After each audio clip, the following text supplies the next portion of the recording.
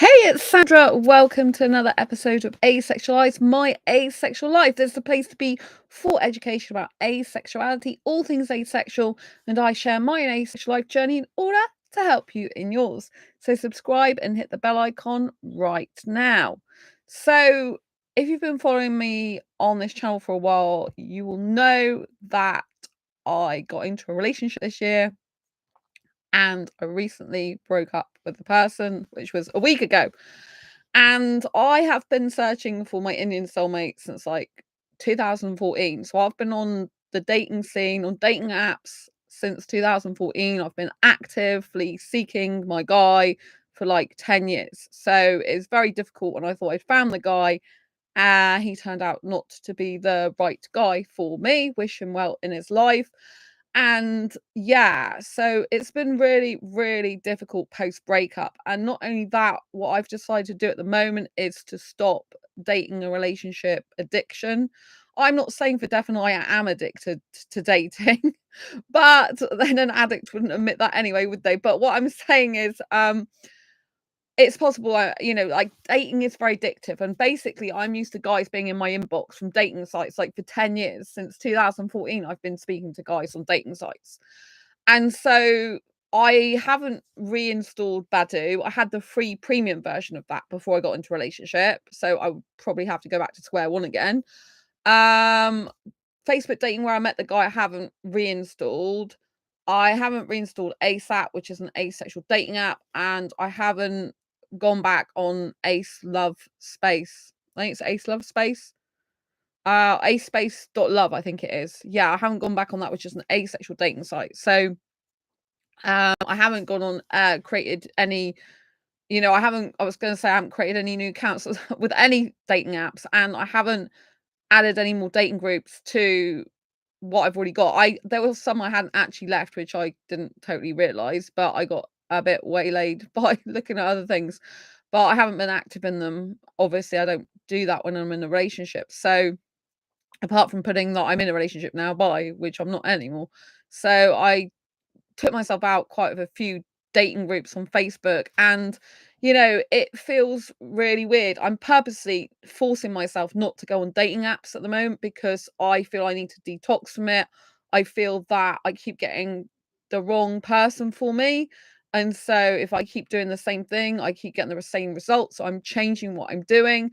And I know that relationship, love, dating, these types of things can be very addictive. They can be like, I've been told, I don't know because I don't take drugs, but I've been told they can be equivalent of cocaine and heroin addiction. So I'm purposely like detoxifying myself from the dating relationships type of thing, and being on the dating scene. But it's really hard for me because I am used to guys in my inbox like every day nearly for like 10 years when I'm on the dating scene. That's a lot of years.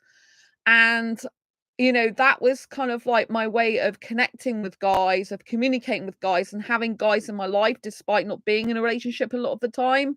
So for me to actually stop doing that, and now I'm out of a relationship. Obviously, I've got the relationship loss to deal with, which is still really difficult for me a week on. Plus, I've got the fact that I'm purposely not going back on dating sites so I can make sure I don't get into a relationship with the wrong person. I can make sure I don't date the wrong person. I don't even want to date anymore at the moment. But I did like the fact with dating, I had guys in my inbox regularly that I can talk to from like all different types of guys. And, it's nice when you have guys to talk to, because I don't actually have that many in-person friends. And most of the people I talk to, if I talk to them, they're online. And so for me, like being able to just talk to different guys and meet different guys online through messaging and stuff like that, video calls or video dates or whatever, was really good for me in some ways because it helped me connect with the outside world more, helped me learn about different cultures. It helped me learn about different types of people, different types of guys, got me interested in guys. It helped me like, it helped me a lot to understand people better in different ways and to be able to spot scammers and to be able to spot in messages when people weren't being their true self, weren't being congruent, consistent, and all this lot. So I got really good at learning about dating and the online dating scene particularly. I was thinking about writing a book with it about it at one point, but I haven't actually done that yet. But now I just feel I have to be off dating sites for quite some time because I feel I need to detox from all that. I've gone through a breakup that's been really painful for me personally. And it's been really difficult for me, because of the way it ended, the fact that there was things that weren't true going on. Like not everything was honest. On my part, it was honest, but not everything was honest. So it's kind of hard because your mind gets completely screwed up. Like on the first week so far, I've gone through like being in shock and disbelief that the person could all of a sudden like just like I want to be respectful of them and I wish them all the best. I wish them all the love and happiness in the entire world and I want them to be happy. I personally don't like people who lie. I think it's a shame that that person lied to me, and I think it's a shame that they didn't even officially break up with me. I had to do that with them, but the way they behaved was like basically like like giving false hope, false security, then taken away. So that was really difficult. So I was in shock and disbelief that someone who said they loved me and was talking about starting a life with me would behave that way. But it happens. So that was really difficult to deal with. So I was in shock and disbelief. And then I wanted someone to just hug me and say everything's going to be okay. But I live on my own. So that hasn't been able to happen. I did see my parents today, which was really nice because they brought my birthday presents over. So my birthday's this Wednesday, although it feels like I'm down at the moment for my birthday, which isn't good. So I've been feeling a lot more down this week. I don't usually get depression or feeling down. Like even if I've had really hard times, I don't let myself go there. But this week I felt down several times. And it's really difficult for me. So I'm going through a really difficult time at the moment. The first week they say is the worst week, but it's really hardcore. So I've gone through I'm in shock and disbelief. How could that person do that to me? To like, I just need a hug and be told everything's okay. To like, am I to blame for anything that happened in the relationship and it ending? To logicking it out why I'm not to blame and that person wasn't honest, so you can't work with the person who's not honest, and if they shut down you can't really work as a team with someone who's shut down. You know what I mean? There's not much you can do in those scenarios. And other stuff as well. So and reading lots of articles kind of like to justify and logic out my point of view. Like I'm sure that other people do that from their point of view. So wherever point of view it is in a relationship, I'm sure people look for evidence of them being right, I guess, because it's a way of like validating your own feelings, if you know what I mean, validating your own point of view. So I'm sure loads of people do that. There's probably videos out on the internet everywhere and articles backing every person's point up, so no one's actually completely ever wrong or right, you know what I mean? But anyway, you know what I mean? At the end of the day, it's a loss whether whatever happened, it's a loss. And, there's grief, there's anger as well. I felt really, probably the second stage was anger. The first was disbelief and shock. The second was like anger. Like, how could this person do this to me? And then the third is like kind of just, I want a hug and to be told everything is okay. And then I've been logicking things out. Like, am I right to think that? Was I right to behave that way? Was I right to react that way? Like, what can I improve upon? And it's hard for me because I not only have that loss, but I've given up at the moment dating. Like I don't want to go into a relationship anyway because I've just split up with someone who I do still love at the moment, and I wished I didn't. But the fact of the matter is, I do still have those feelings for that person. Regardless of the way that they behaved in the end. I still wish them lots of love. I still wish them to be happy. I still wish them to get the job and career and girl of their dreams. I hope they are good in another relationship for someone else. I still wish that for them. But for myself, I wish myself to be happy. I don't want to be miserable. I don't want to be upset. I don't even want to feel anything for that person anymore. And so it's very hard when because I don't say I love someone unless I actually mean it, regardless of whether another person does or not. I don't say I have feelings for someone unless I mean it. I don't say anything I don't mean. I'm a really 100%, 1000% honest person. and I'm getting upset now, so it's all good. But so I don't do anything like that. So it's just a really difficult time for me. It's quite a sad time, it's quite a hard time, but because I'm purposely detoxifying myself from dating apps, as in not going on them, as in not like having guys in my inbox all the time, it's hard for me because I'm a hyper romantic, so I'm missing romance. I'm a hyper kisser, obviously I'm not kissing anymore at the moment. And I kind of like I'm a hyper person in general, so I like excitement, I like connecting with people, I like, like being extrovert and going out. I like a sense of adventure and wonder and excitement. And I guess having guys in my inbox all the time is quite exciting. Like you never know who you're gonna talk to next. You never know like what's gonna happen, and that can be kind of exciting. But also, it can be quite addictive when you're like constantly on dating apps for like ages and stuff like that. But you've always kind of got someone to go to on dating apps. You've always got someone usually that you can talk to. Well, for me personally, so it's like if I don't have many in-person friends and the friends I've do got have got their own lives, it's kind of like I've always got someone to go to chat to. Whereas now I feel quite alone in some ways and cut off. And I feel more cut off from the outside world. And I feel like I'm not totally being me because I feel that Sandra is the type of person that like does dating. She is on the dating app. She has got loads of guys in her inbox. She is that type of person. And so like the fact I'm going against myself, I feel for my own good though, I feel is just very difficult. It's very, very hardcore, and it's not easy. It's really hard. It literally is like making me feel down. It's like, where's Sandra's sparkle? Where's her excitement for life? Where's her still have some excitement for life. Still doing my book. I mean, my book like made me super happy this week. Diary Confessions of a Hyper Romantic Asexual, 78 Life Lessons to Ace Your Life. It hit bestseller in multiple categories, both on Amazon.com, Amazon.co.uk. It was, number one in hot new releases on both Amazon.com and Amazon.co.uk. Of course I can be successful without the guy. Of course, I'm not dependent on someone else for my own success. In fact, I'm more successful a lot of the time on my own. But it still doesn't mean to say that I don't like connecting with people and being with people and spending time with people and talking to people and having some communication and connection. Part of 5 ways to well-being is to be connected to others.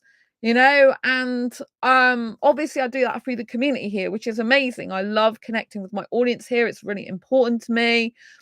I also would like to spend more time with people sometimes in person, but I think you've got to vibe with the person, they've got to vibe with you, so you've got to pick the right people. And so I find it really difficult to do the detox. I'm finding it a bit like I'm disassociated from myself, like I'm not being totally me. I'm like, where, I've still got some sparkle, but today is more of a down day where I'm not feeling so sparkly. And I'm like, what's going on, people? What's going on? It's my birthday on Wednesday, but I wanted it to be really happy, special occasion. And my parents have come over and given me some presents, which is lovely of them. So I'm really looking forward to opening them. But just like it's a shame I'm not feeling better at the moment. So that's kind of hard. And then I am going to London though for 4 days and 3 nights, and I can't wait for that. I'm really super excited for that because I feel that it's a high octane energy place. It's vibrant, it's energetic like me. It's going to be busy. I'm going to be really busy because I'm going to Chessington World of Adventures theme park on Friday, and then on Saturday and Sunday I'm going to a business seminar, success resources seminar. So I'm going to be really busy. Like, it's quite ironic that my ex actually lives in London. But I told him I didn't have the money to go to London at the moment, but I did say about paying for my birthday, and then I took money out of my savings to go for my birthday to London. So yeah, it's kind of hard, hardcore. And I wouldn't wish this feeling on anyone because it's not nice. But you have to go through pain sometimes to get gain. I believe everything happens for a reason. I'm trying to purposely change myself to help myself. I'm purposely not on dating apps at the moment. I'm like doing a detox and trying to do a detox for a couple of months if I can. So there's a dating coach that I watch who's really, really good, and he's got like an 8-week program, and you don't go on dating apps for a while. Like, I'm only on the first week. This has gone through to the second week, but I'm gonna still be working on the first week because there's a lot of exercises you have to do to get your love life back on track, basically. Reinvent Your Love Life, it's called. So it's a really good program. So I'm doing that, but it's hard because, having to change what you do. And I've done some different things this week, which has been interesting. I've been out to 2 meetups, have been out to get food shopping a lot. I have been going out a lot more, which is good for me, to the cinema and stuff, but something doesn't feel quite right, Obviously, when you're in a relationship, it's quite intense, and then you're not, you kind of do miss that intensity in some ways, even though it's more healthier in some ways to not have that intensity, if you know what I mean, because it was getting really anxiety inducing for me at the end because I didn't know where I stood with the person and there was inconsistency. So it's very difficult for me.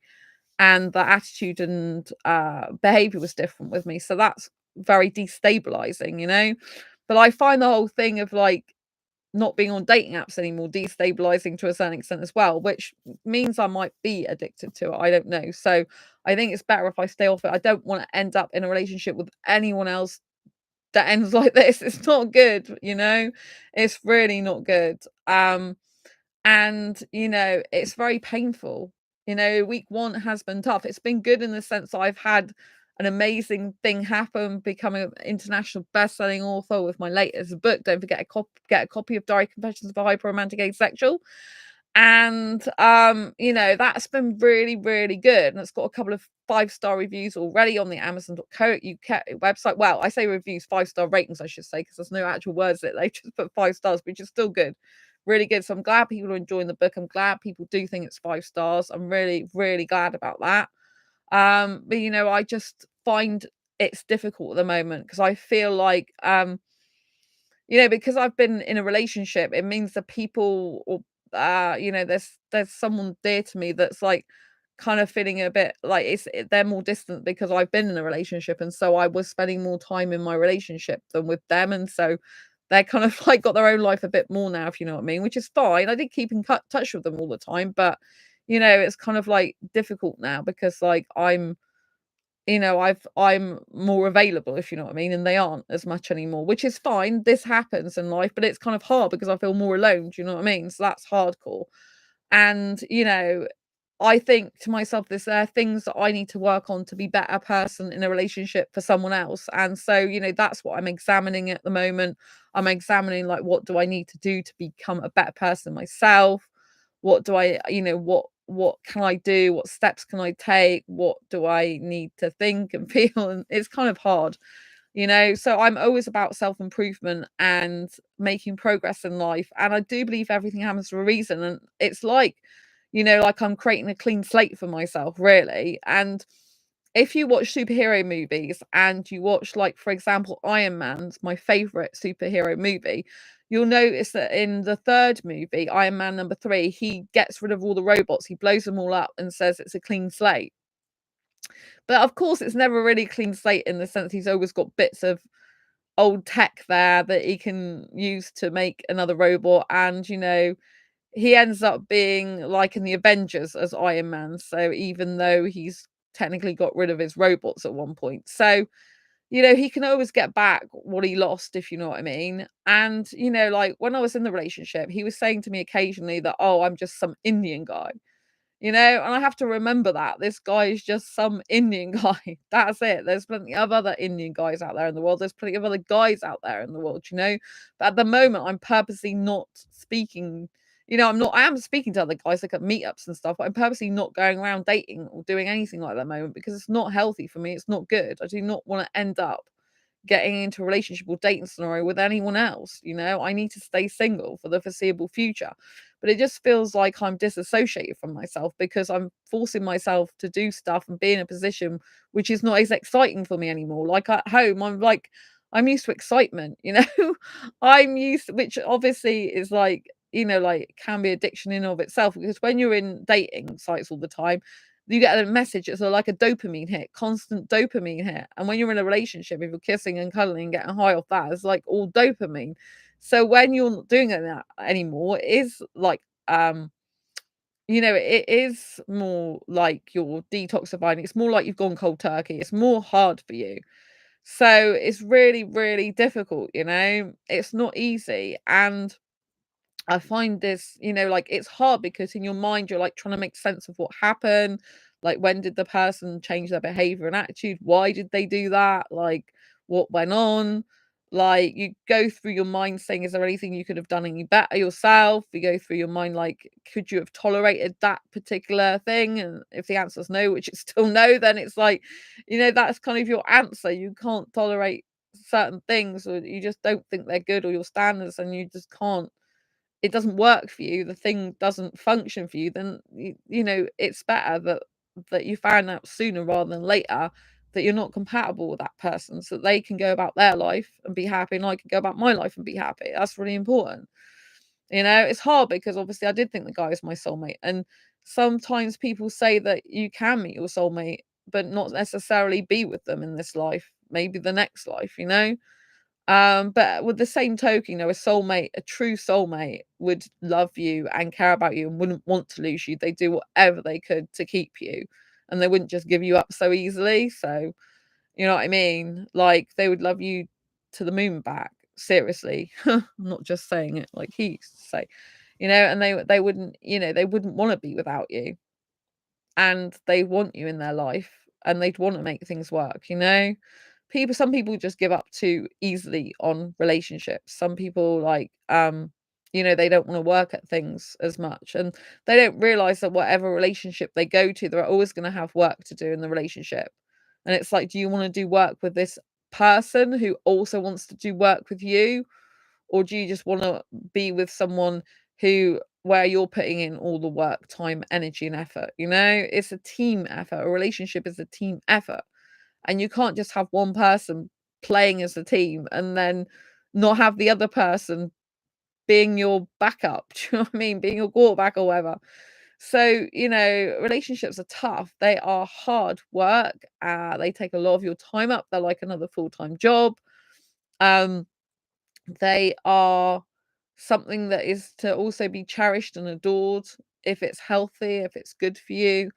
And there's something that, there are things that need to prove upon in the relationship.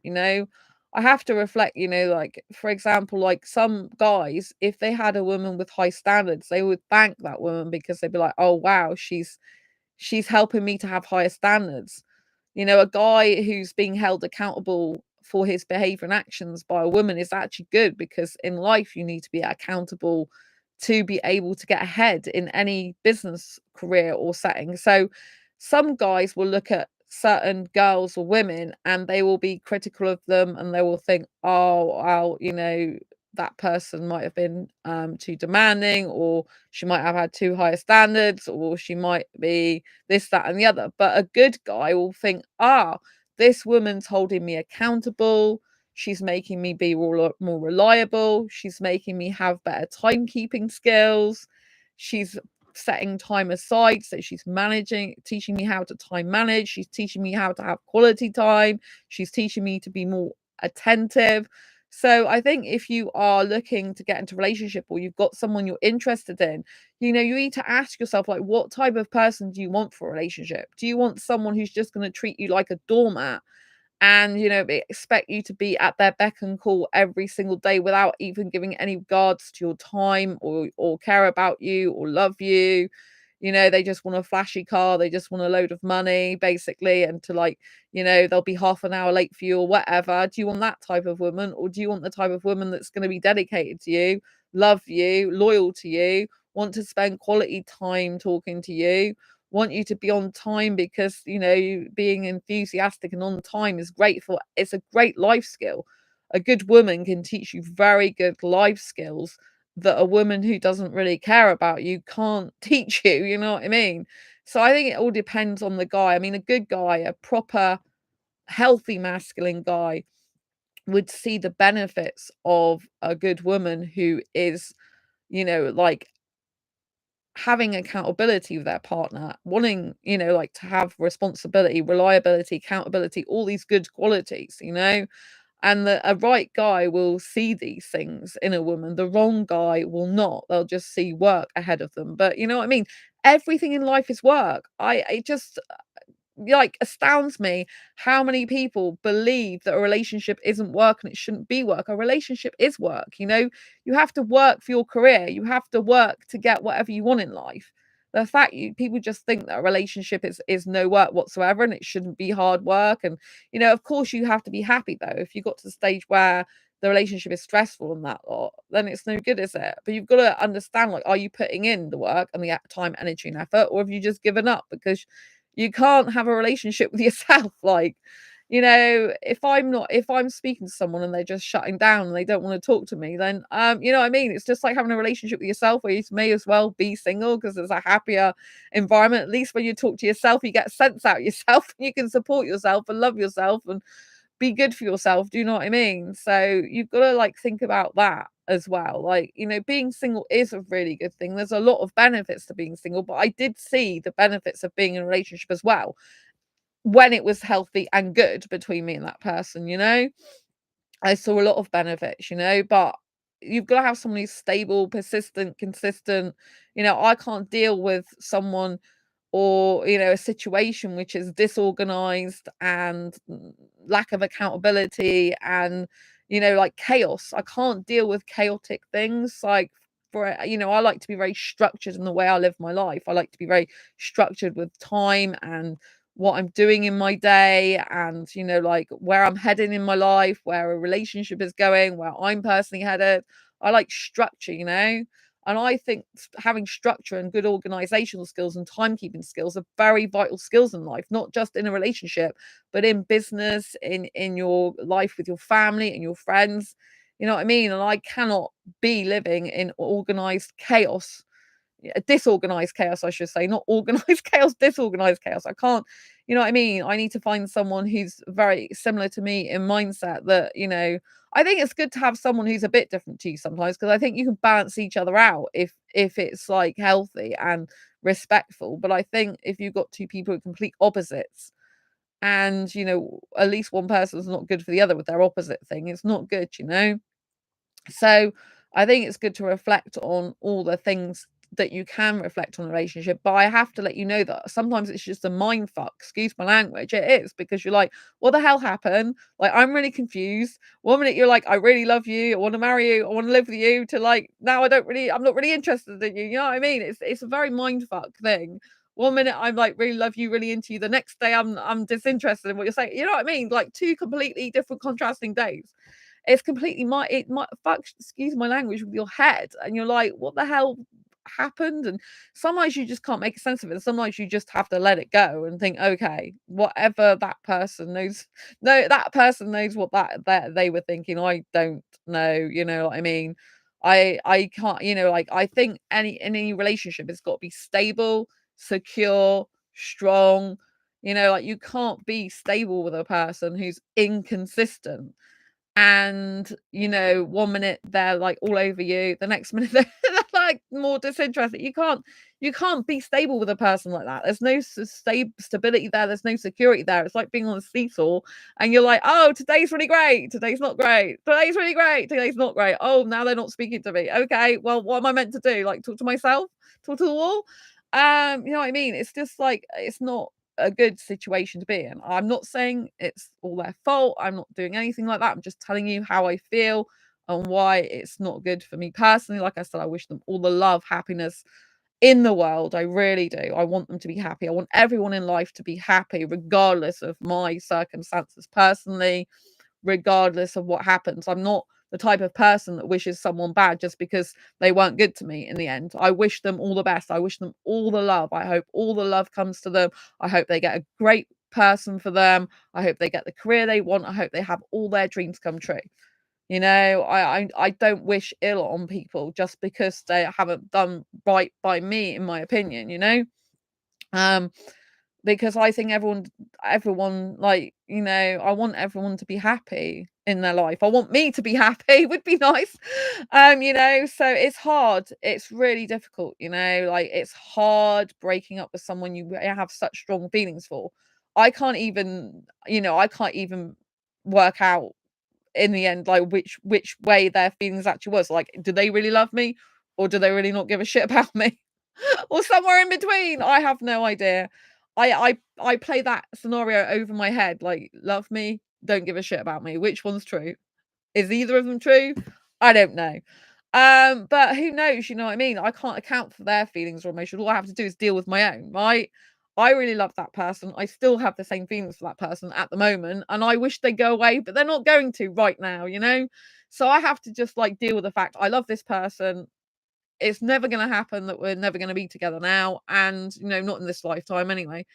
I mean, they completely destroyed any chance of that on purpose, I think. So they knew what they were doing. So will they regret it later on? I don't know. It'd be interesting, wouldn't it, to see in their brain in 10 years' time when they regret it and think, actually she was a good person. She just wanted to spend more time with me. She just wanted to see me more. She really loved me. She really cared about me, you know? She wasn't messing me around. She was very straight and to the point and direct, told me exactly what her needs were. You know, she wanted to see me and pay attention to me, spend time with me. She loved me implicitly. You know what I mean? I had a good woman there, and I actually didn't see that at the time because it was too much work for me and I was feeling lazy or whatever, you know what I mean? And I didn't realize every relationship takes work, you know, like you if you want peace of mind in a relationship, you've got to help to make the relationship happier, to give that person peace, to give you peace of mind. Like with a good guy will recognize that the way a woman behaves is directly correlated to the way he's treating that woman in the relationship. And if that woman in the relationship is not feeling good, then she's not going to be expressing good feelings towards the guy. She's going to be expressing her upset and pain if she's a good woman. A person who's not a good woman actually be avoidant. They won't tell you their feelings. They won't tell you their emotions. They won't tell you their needs. I was explaining to this person all my needs, how I was feeling, they probably weren't doing that with me, but I was doing that with them, you know? And that is a good person. They even said to me at one point, it's really good for our relationship that you're telling me directly your needs because I know what I need to do then.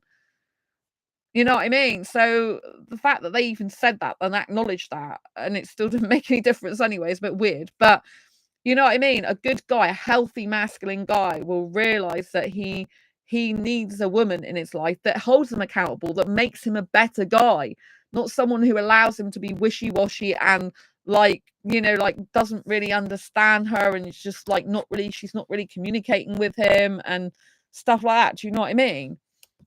So yeah, there's a lot of guys that that have bad attitudes towards women, like, oh, she's nagging or she's complaining or she's just saying the same thing and everything. But if you actually listen to what the woman's saying, she's saying, I love you because there is something wrong in our relationship that I want us to sort out because I care so much about you, because I love you. Right? You can get a woman who doesn't give a shit. And that woman will usually walk all over a guy. And guys do get attracted to that though. They get attracted because it's a carefreeness that they get attracted to. But that woman's probably got a load of women and guys in her inbox and being a bitch, to be quite honest. You know what I mean? But some guys love it. They love it. They're like, oh, it's all carefree, our relationship. It's all like whatever. And it's like, yeah, it's carefree because she doesn't care. That's kind of the whole point. She doesn't give a shit. So you can see whatever, you know, you can do what you like because she's there having loads of guys in her inbox, probably shagging around, excuse my language. Do you know what I mean? So you know, you gotta understand, like, what do you want in life? Do you want a good woman who will help you in your life and career by raising your standards and raising your accountability, responsibility, and reliability, all those traits to help you have good traits? Or do you just want a woman who's like showing up late to you, doesn't really, not really caring about you because she's got other guys in her inbox she's messaging or whatever? Do you know what I mean? Who doesn't even want to be seen with you on social media because she wants every guy in the world to think she's single.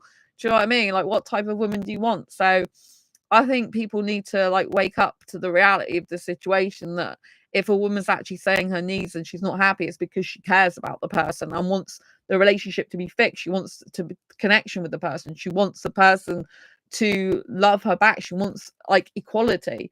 Do you know what I mean? Like, so people have really got to understand this, you know.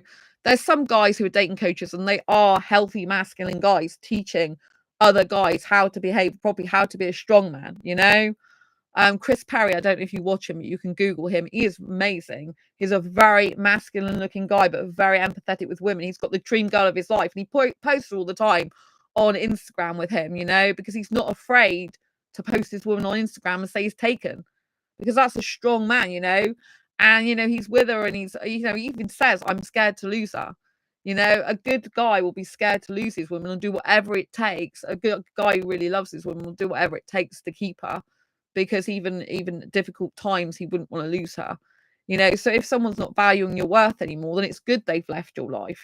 I know that this period now I'm going through is a transition period for me. It's taking me to the next best level in my life, but it just sucks right now. And if you're going through a breakup, if you're going through some transition period, if you're trying to detox from relationships and dating, I am here 100% with you. And it effing sucks to a lot of extent, because it's hardcore. It is literally stripping out something that you've been used to, that can be like an addiction and dopamine hit every 5 seconds. And when you're not getting that fix anymore, it can make you feel down and like disappointed and like, what the hell's going on? Right? I feel disorientated and disassociated a bit from myself at the moment. But then it's kind of like I tie my identity, I think, to being on the dating scene, because I've been on it for 10 years, like, you know what I mean, since 2014. That's how long I've been on dating sites, talking to different guys for years. It's become a part of my life for so many years that I've actually enjoyed in some ways, despite the heartache and pain. But the fact I'm cutting myself off from that, and I've lost a relationship, and like, because I was in that relationship, my circumstances with some other people or person have changed, because I was taking the time up in that relationship. It's very hard, because it's a bit like you've been abandoned in some ways multiple times. It's like, oh my God. But I have to just know that whatever's happening now is going to make me stronger. It's going to make me more resilient. It's going to take me to the next level in my life.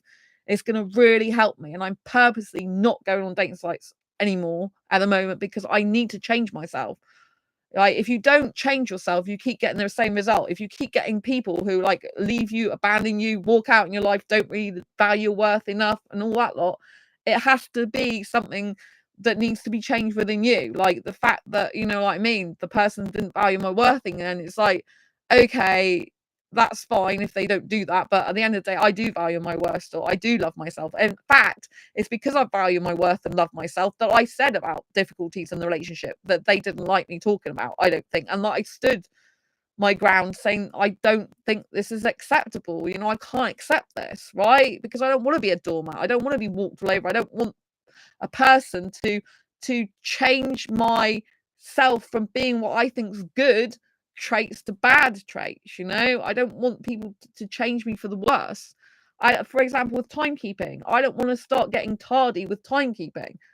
Like, timekeeping is for me essential in my life, and also for managing your time effectively in any business. You know what I mean? You need to be able to manage your time effectively and be on time for things, and be reliable, be punctual, you know what I mean? And be accountable. And so I don't want to, like, I'm willing to do some changes to myself if I think it's for the best. If it's like with love and patience and understanding and kindness, and I think that that person's making a good request, and I can improve myself in my life. But if I think that person is asking me to do something that's going to cause disharmony in my life, utter chaos in my life, more anxiety inducement in my life, I'm not going to do it, because it just means it's no good for me. It's destabilizing, especially when there's no reason they can't just like do that if they've done it other times before, and be punctual, you know what I mean? And if they got a problem with their timekeeping, then they should address that, in my personal opinion.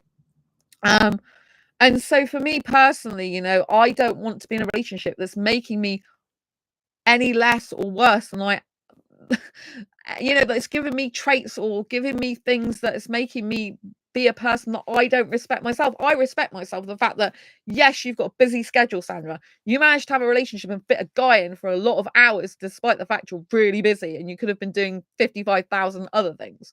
You were devoted to that person. You loved that person implicitly, right? And that didn't just last for whatever time. You were consistent in that. You didn't stop being that way.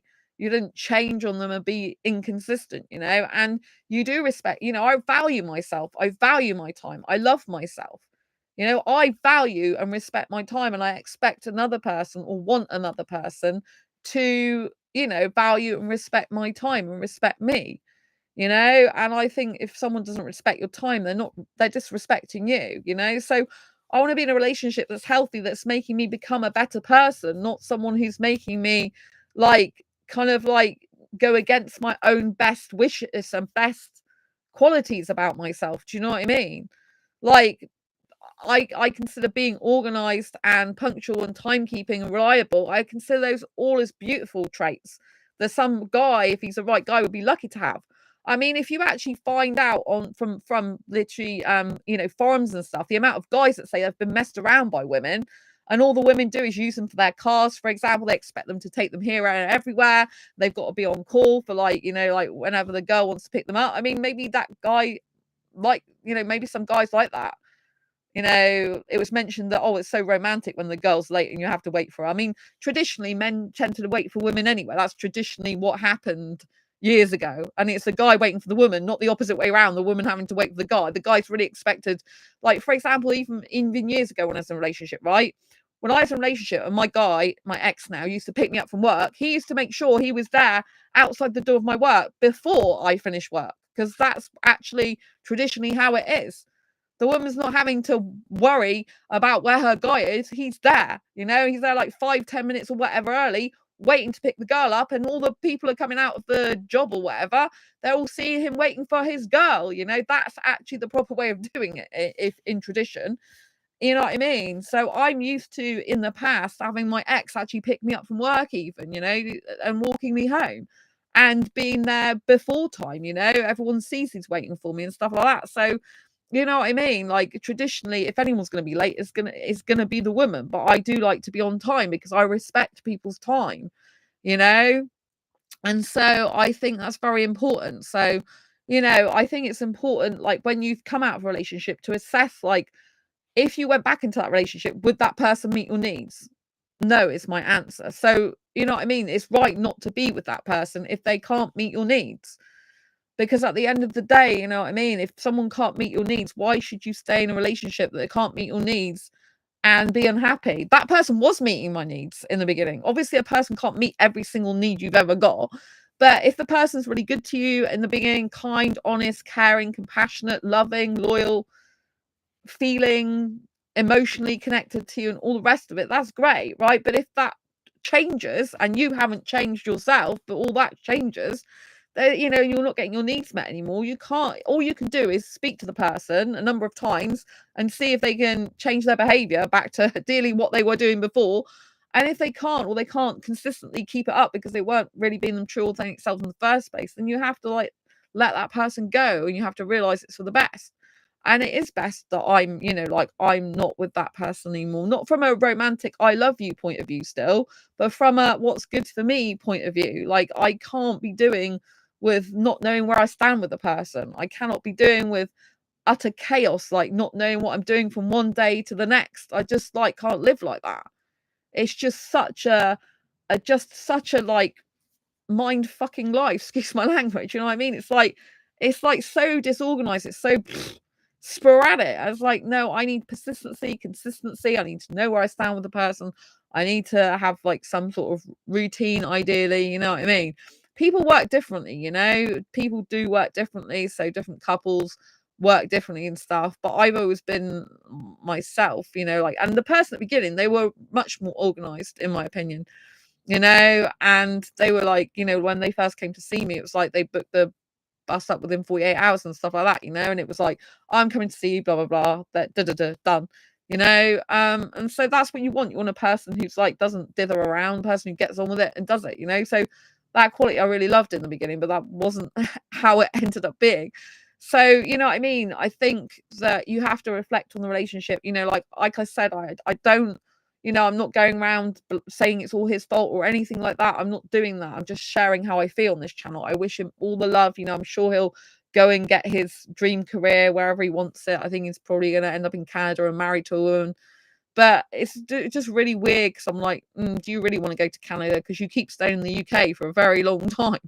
You know what I mean? But I wish him well. I think he just wants to get married. But I would air caution. I would say that for him to improve his, I'm working on my relationship skills. I'm going to keep working on them at the moment, with myself, and whatever I can, whatever skills I need to kind of like find out about myself, I need to try that, but I think he needs to prove his relationship skills for any relationship he goes to next, because otherwise he's going to have a headache with any relationship, because You know, the guy affects the woman.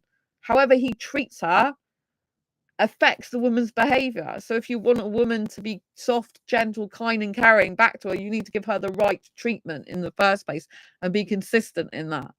You know what I mean? Because a happy woman makes a happy guy. If she's got peace and inner peace, she's going to make her guy have inner peace. That's how it works, you know? So, I wish him well, like I said, and I just find it hard. This is like one of the hardest weeks of my life at the moment. Like, it's my birthday on Wednesday, 2 days time, and I should be really happy and over the moon about it. But at the moment, I'm not feeling that way. But I like to make a fuss of myself on my birthday. So Wednesday, I'm going with my friend to the zoo, my best friend to the zoo. And then Friday, Saturday, Sunday, Monday, I'm going to London for 3 nights and 4 days. I'm going to really enjoy it. Going to Chessington's theme park, going to business seminars. So it's very important. Like, the first week I've been doing stuff to help myself. Like, I have been, like, immediately after splitting up, I literally got ready to publish my book. I did all the admin stuff in Amazon, spent hours doing it.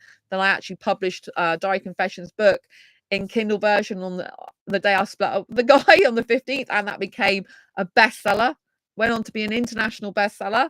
On the 16th, I printed did the printed version, and so I've had huge success. So I've been going straight into my career, straight away being hugely successful. Been socializing more, been trying new things such as speed friending, been getting out of my flat more, been eating out, been gone on the like Cathedral Green to chill out a bit. I have been still working, but I give myself some time to like go out of my flat and then do some work. I've started packing my case for London. I booked London because I know it's going to be high octane energy stuff I'm doing there, because on the Friday I'm going to Chessington World of Adventures. I've actually booked a sleeper train, so I'm not really going to get much sleep because I can't really sleep in front of other people usually. But like 1:07, my train leaves from Exeter, St David's.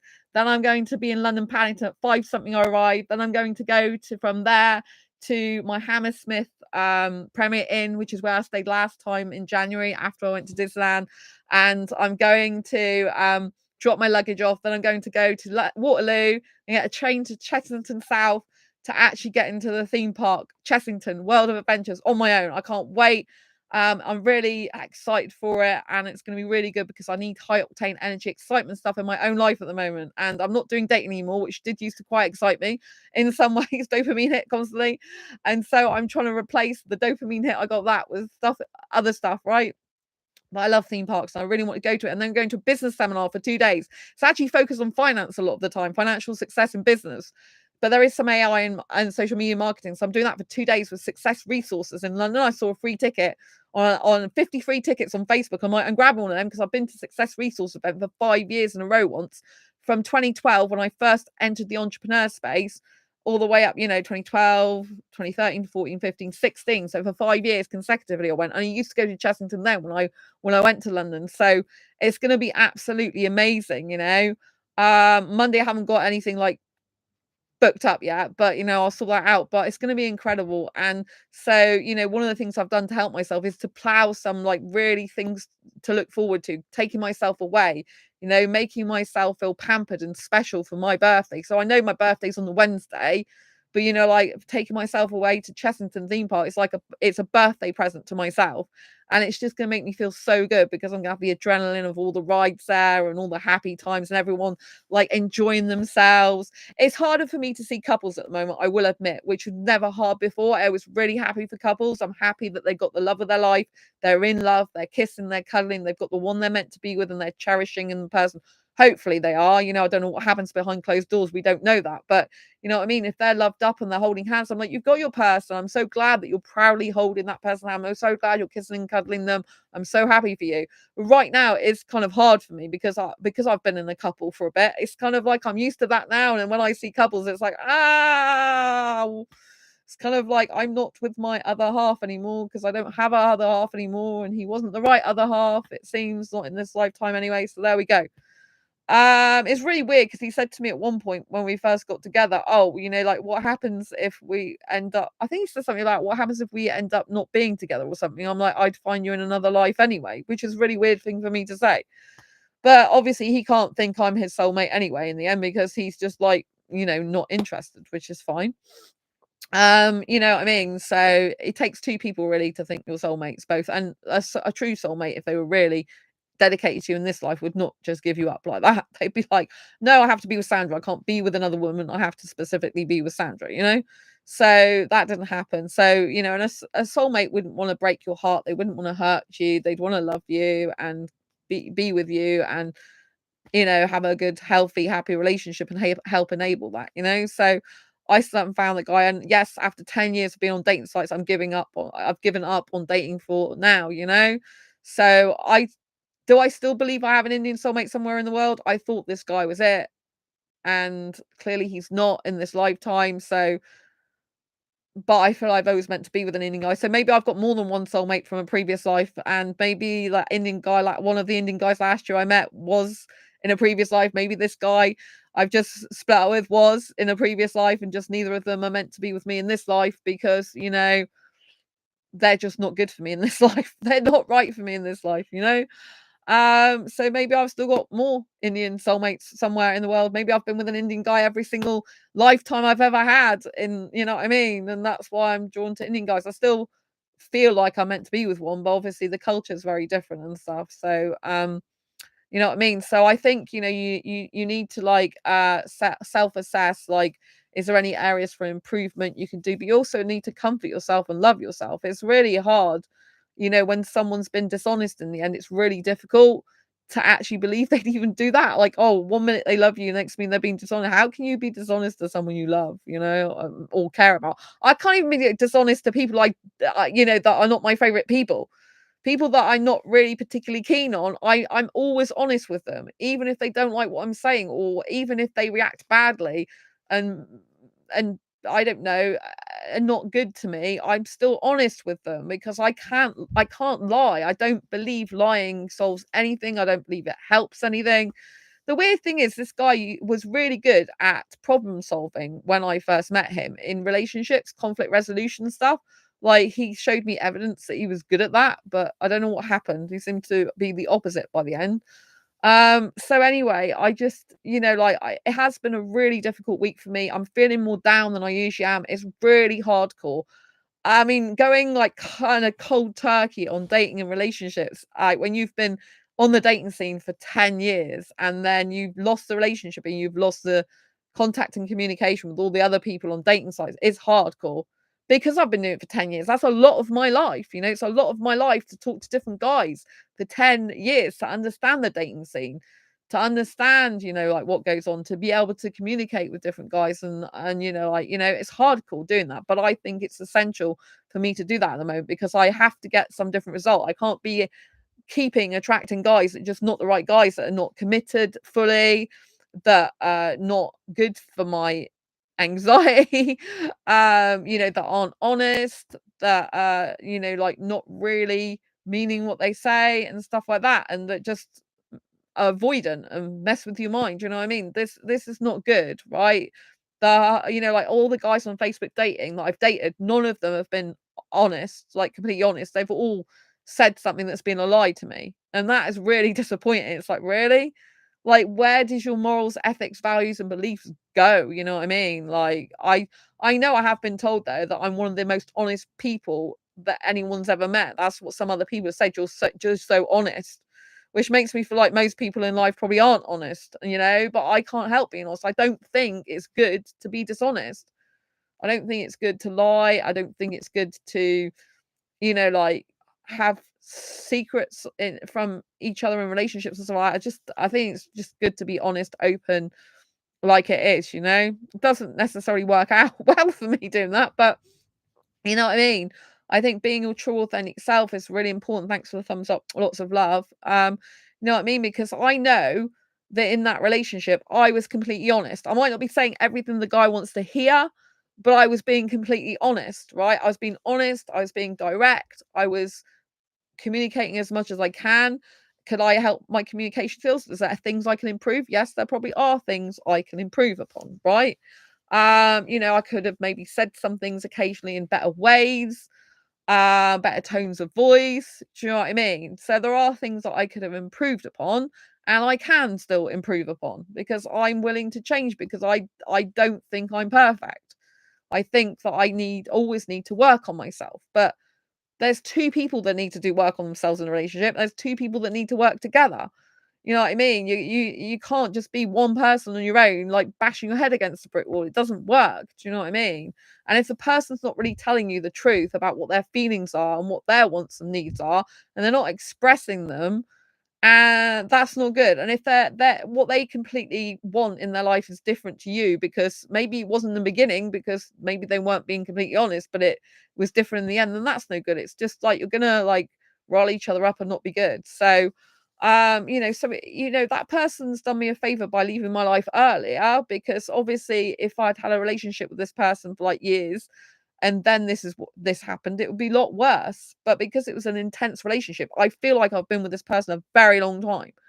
Like the breakup, like I wouldn't have thought that I'd only just been in a relationship with them. To me, it feels like I've been in a relationship with them for months, not less than a month. It feels like at least 3 months or more. And that's really weird, because that's kind of a soulmate thing, when you feel that you've been with them along, you've known them before. Do you know what I mean? Like, it was very natural, some of this us together. So that's kind of so weird, and it's hard, because obviously it makes me question my own judgment. It makes me question my own intuition, but I still feel on some level when I met them that I've intuitively been with them before. So it doesn't mean to say I'm completely wrong about that. I could be right. I could have met them in a lifetime, but just this lifetime we're not meant to be together. You know what I mean? So I don't know, right? Or I could be completely wrong about that. I'm willing to be wrong about it. And the person isn't my soulmate in this life anyway. They're not the one that I'm going to be with for the rest of my life. I thought I was. I honestly thought they're a good guy for me, and they're amazing, and I loved them to bits. But it doesn't always work out like you think is going to. I don't know if they got scared and panicked or what. I don't know if they were just pushing me away on purpose so that I didn't go away from them. But had they treated me really well, I would have had no intention of leaving their life. You know what I mean? It's because they didn't treat me well, and their morals, ethics, values, and beliefs, are very different to mine in the end. So, they need to go and get a person that's basically like them, I think. And I need to find someone who's a bit like more like me. I don't want someone exactly the same as me. I actually like the fact that he was different in some ways, because I think, you can have a contrast which balances you out. I think I was good for him in some ways, but I think he saw that in the beginning, but he didn't see that in the end, which is fine. Like I said, I wish him all the love and happiness and career he wants. I wish everything good for him in life, because I wish people to be happy. I want people to be happy. He did say I deserve someone who makes me happy. This was after he'd been dishonest, lied. It's like, yeah, I do deserve to be happy. Clearly, you're not the person who wants to make that happen, though.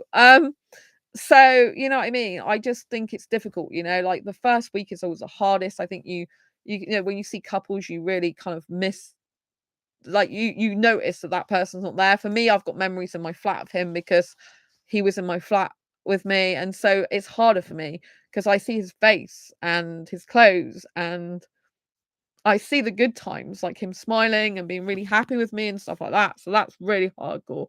I think if you focus on things that weren't good, then it's easier to like get over them and have let them go. But if you focus on the things that were really good and positive about that person, I think it's good in the sense that yes, you understand there was good times as well as not so good times. But I think it's also really difficult, because you focus on the good times, you're like, well, why aren't I with that person? Because you kind of block out all the stuff that wasn't good.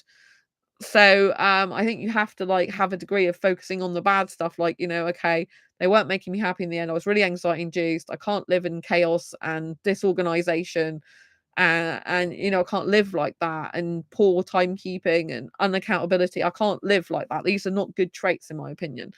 um and so, you know what I mean? You've got to like look at the bigger picture, but also you do have to, I have to ask myself, like, what, it's my fault because I got into a relationship quickly with the guy, and it's not my fault he was dishonest to me. That's his responsibility. It's my responsibility that I did actually, I'm putting the thumbs up, that I did actually get into a relationship with that person. I trusted them and thought they were being honest with me from the beginning. And what I saw in the beginning, I thought if the person's like that all the way through our relationship, it'll be great. It'll be fantastic, good for us. It'll be amazing.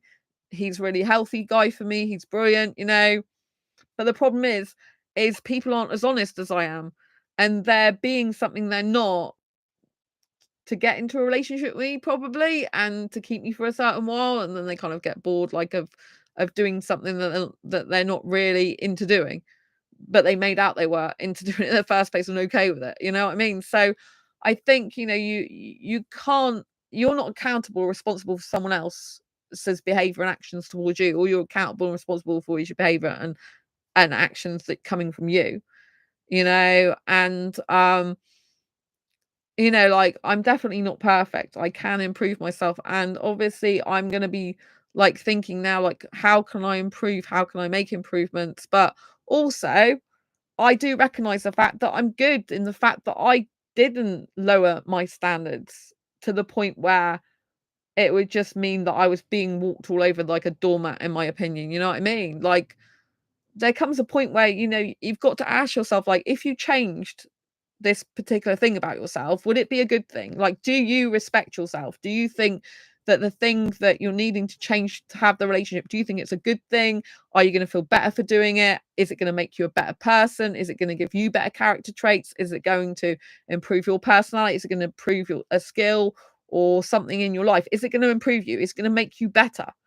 Or is the thing that you're being asked to do or expected to do in a relationship actually going to drag you down, make you go backwards, make you have less qualities about yourself that are good, make you feel like you're not even yourself anymore?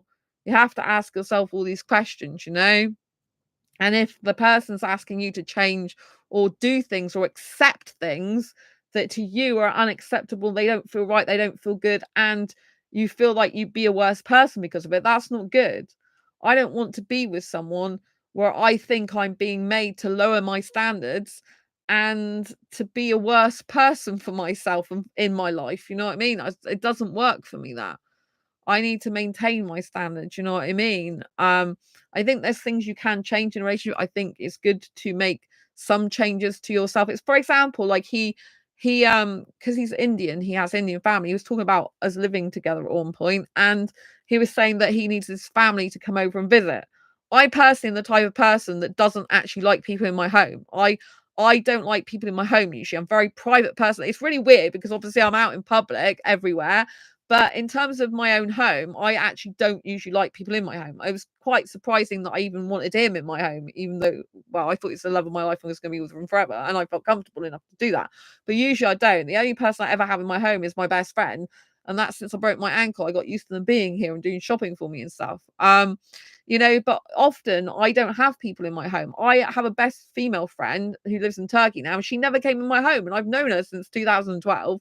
She's been in Turkey for like 3 years now. So I don't like people in my home. But he said to me that obviously he needs his family. And if we live together, which he was talking about, which I never thought I would even want to live with anyone ever again or get married ever again. And I considered those with him, which was really weird for me. He said, like, with the place, we'd need to get a 2-bedroom. So, like, my parents can stay over, which to me is not my ideal scenario because I don't particularly like that. But I understand that's his family, that's his culture, that's what he loves and needs to do to make him happy. Then I was like, okay, like, I accept that. So there are things that I changed about myself in that relationship, right?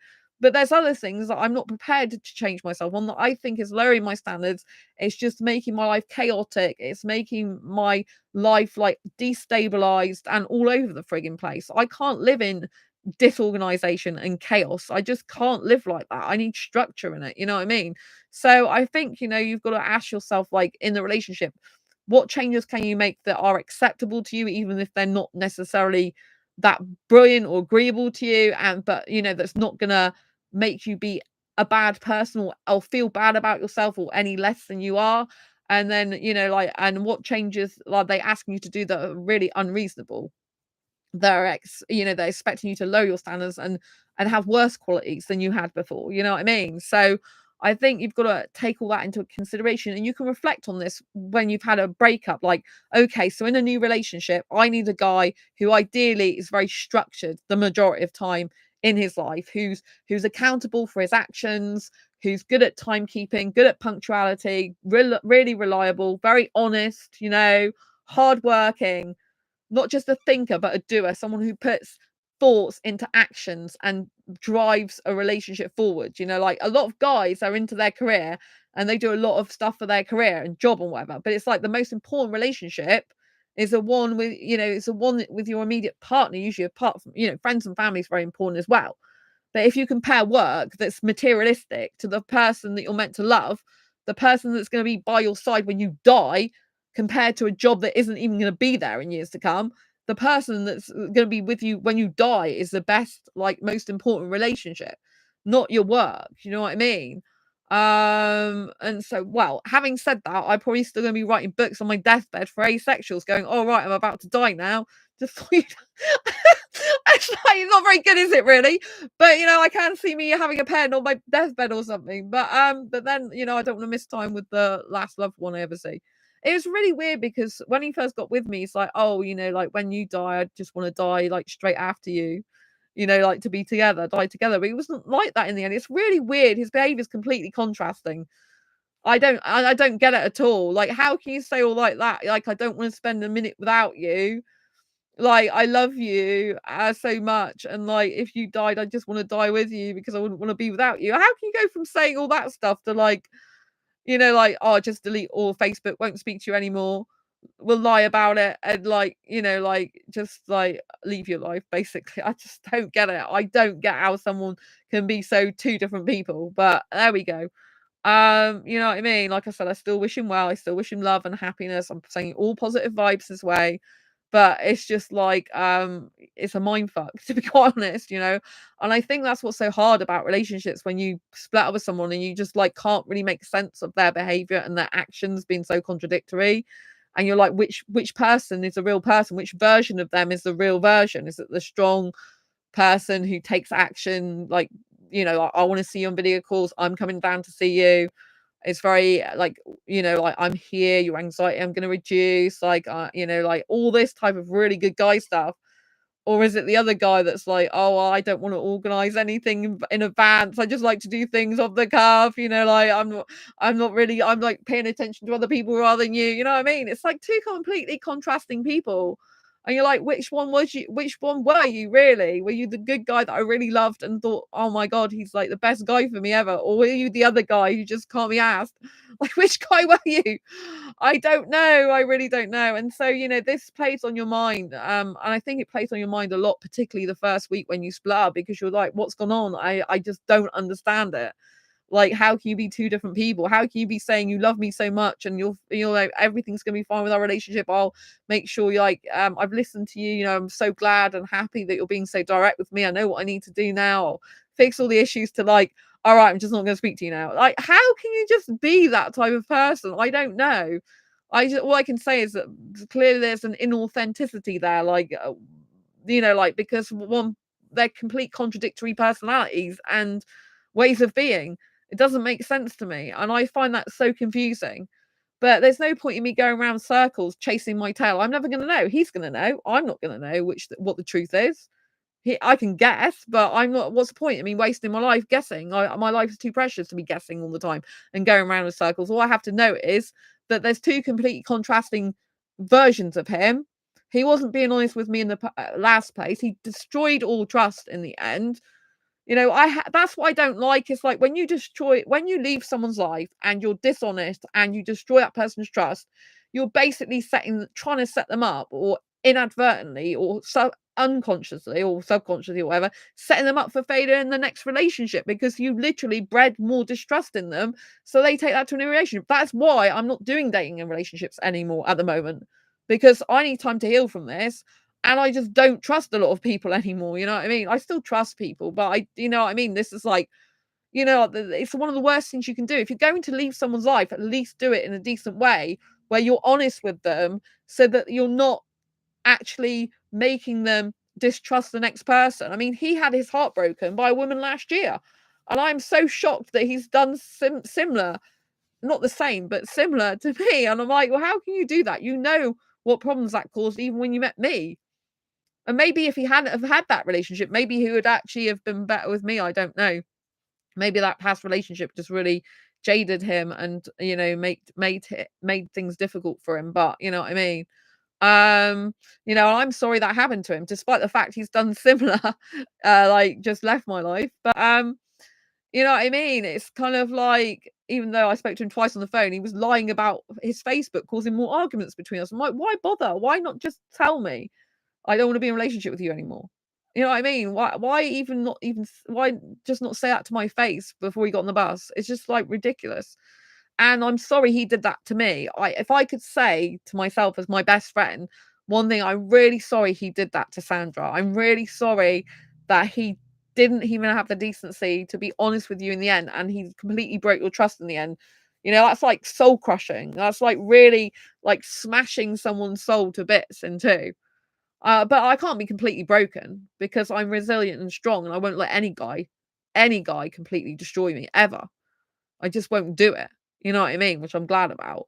But it's hardcore, you know, it's hard when you have that level of trust with someone and you think that they're listening to you and they're paying attention to you and they want the best for you and with you, and then they just take it all away. It's like the worst thing you can do to someone. At least if you're going to leave someone, do the right thing and be honest with them and leave them in a good standing for themselves. Don't destroy their trust. Don't destroy them. Don't try and destroy them. I think it's horrible, so I don't like that. Again, I wish the person love, peace, happiness, where all their dreams come true, because I want someone else to be happy regardless of how hurt I am. I do not wish hurt on other people.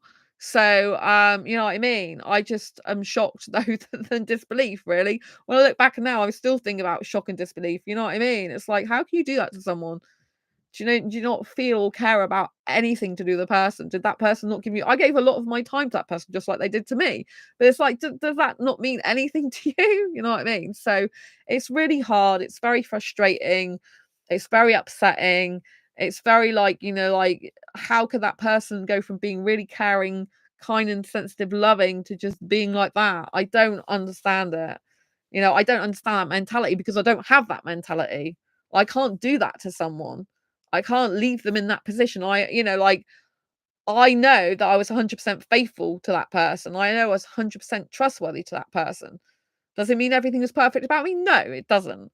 Does it mean I said everything in a perfect way? No, it definitely doesn't. But you know what I mean? They know that they had a girl who was absolutely faithful and honest with them and just wanted to spend time with them, talk to them, love them.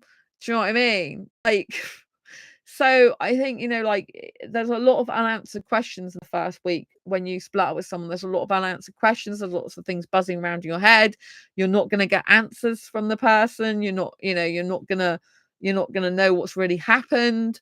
And it's complete mind screw up, so you have to like try and get yourself back on track, and you have to try and think, okay, this person's not in your life anymore. It's hard because you've got the feelings of like, this person's not in your life anymore, you can live without them, you're going to be perfectly fine in the end without them, they've done you a favor by leaving your life, because if they weren't the right person for you, it's better to find out now sooner rather than later down the line. But at the same time, if you've still got love feelings for them, it's like they're still part of your heart and still part of your life, even though they're not present anymore in it.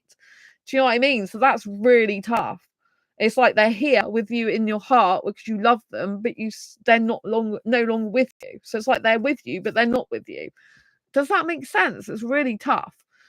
And like the fact I'm not going on dating sites, I'm not talking to any other guys, I'm completely go cold turkey on that. It's hardcore. I'm used to guys saying how gorgeous I look. I'm used to guys in my inbox, messaging me. I'm used to guys all the time talking to guys on a weekly basis. Maybe not every single day, but on a weekly basis. I've usually got guys, on dating sites in my inbox. Hey, gorgeous. Hey, beautiful. Blah, blah, blah. You know what I mean? I'm used to that. And I'm used to communicating and connecting with multiple guys on multiple platforms, and I'm used to like doing that. Not because I'm not loyal or faithful, but because when I'm single, I do that because it's part of like my lifestyle I've got used to for 10 years. So to cut that out of my lifestyle is really hard on me at the moment.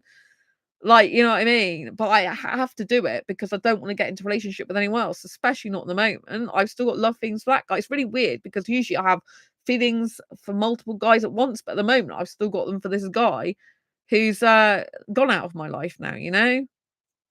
So, I have to deal with the consequences of the fact that I chose to trust that guy. I thought the guy was being completely honest with me in the beginning, and I trusted him 100% because I find it hard to believe that people are dishonest because I'm so honest. I do find it hard to believe in the world that there are so many people who are not honest and people who lie. I find it incredibly like, how the hell can you do that? How the hell can you just lie about anything? Why? But the truth is, it's because people are inauthentic. They're not being their true authentic self. They're worried about what people think. They're worried about external things, and they're not living in their own personal power, you know? Like, I'm not a perfect person. I'm not great at everything. I have improvements to make, but I'm still in my authentic personal power. I'm still me. I'm still being Sandra Bellamy, you know? I'm still being unique me. And so that's really important to note, I think. It's important to, like, as well, check in with yourself and say, hey, okay, well, not was I completely myself in the relationship? Would that person allow me to be myself? And when I was myself, did that person really love the real me, you know? Obviously, if you were lying and you weren't being true to in the beginning, and then you change and you expect the person to love you as you are, but that's not how they took you on. That's not how you were presented in the beginning. Then, you know, that's going to be that's going to give them a false sense of your identity. It's not true. Which, you know, like, they can only go by what you are. So when I got into the relationship, I just thought he was like I thought he was, which was great. But he turns out to be a bit different. Like, um, in not a suitable way for me. So, you know what I mean? You've got to really, like, reflect on the relationship. Like, what were the good things? What were the not so good things? And if you were back with him now, would it make any difference? It's like, no, actually, they completely destroyed my trust. There's no way that I can ever be back with them, which is probably what they wanted. I don't know if they pushed me away or whatever. It's really weird. You know, I don't know if they just, but I know that they're not like me, that I'm an action taker, I'm a doer, I don't give up easily. And usually, you know, like, if I don't believe, you know, like, people are like, oh, you can't get somewhere in life, it's impossible. I don't actually think that way. And I usually will do whatever it takes to get what I want in a healthy way that's honest, you know what I mean? So yeah, different personalities, you know. I wish him well, like I said. But, you know, I still have to deal with the aftermath. Just because I wish him well, I wish him the best, I wish him lots of love and get the woman of his dreams, get the job of his dreams, make himself happy, family happy, whatever. I still have to deal with the consequences of the dishonesty, being on the receiving end of the dishonesty, and also thinking, what the hell happened, you know? So I've got great compassion and like love enough to, like, say, go and be happy with someone else, go and live your dream. But I've also got enough, like, emotions and feelings for myself to say, hey, Sandra, you know, this is not good, and I'm really sorry he did that to you, and I really love you, and you know, things are going to get better. At the moment, things are quite shit, not from the point of view of just him, but because I'm doing a detox and dating relationships, and, like, I was used to that person me in my life, and I've got my own, like, things aren't shit in my career, things are good in my career. Things are gonna get better in my career. So that's good, you know, what's not good in one area of your life, you can make up for in the other, but obviously you want a good balance of everything eventually, you know? But, but you know what I mean? It's like, you know, I still have to deal with my emotions, and I do feel more alone at the moment, you know, which I'm not used to being. I'm used to be like, even though I'm on my own, I'm not used to feeling alone. I usually doesn't bother me being on my own. I'm usually quite happy on my own. I don't care. But I think it's because I've been in a relationship for a time that I'm used to that now, that it's harder, right? But it's easier in the sense I'm not anxiety induced anymore. We got to the point where I did say to him, this is unsustainable to be in a relationship where I'm so anxiety induced, right? But he, instead of choosing to, like, okay, how can we make this better and how can we make this right? It was the opposite. So, well, it was like that, but it wasn't being honest about that. So, you know what I mean? I just think it's really hard. I think that, you know, you go through a lot of emotions during the first week. You go through all the, like, shock, disbelief, anger, self-blame, logicking things out. You go through all the grief process, and grief can take a long time, you know. You have to remember, though, that if you've been through heartache and heartbreak before, you can get through it again. I know, because I've been through it before multiple times, but I can and will get through this. I can and will get through this, right? I will be okay. But I just have to be aware that I'm doing it in a different way this time. That's very difficult for me, more than ever, because I've literally stopped being on dating sites, which I do love being on, really. I don't like it from the point of view there's a lot of bad people on there, people that are dishonest, people that are avoidant, all this type of thing. But I do like the fact that, you know, I got to speak to a lot of different guys, you know, and a lot of them are not all of them, but a lot of them are complimentary as well. You know, a lot of them are validating, if you know what I mean.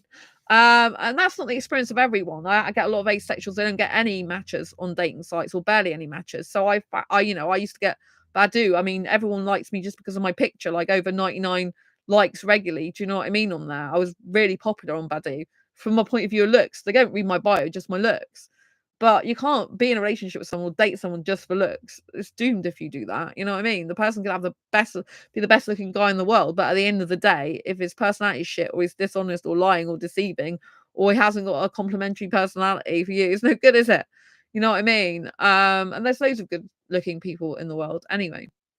You know what I mean? But it's not all about looks. Your personality's got to match, you know, you've got to be kind and caring and considerate and thoughtful and helping you to be a better person, not making you a worse person, you know what I mean? So I think you have to ask yourself, like, what was making you feel good in the relationship? What was making you feel not good?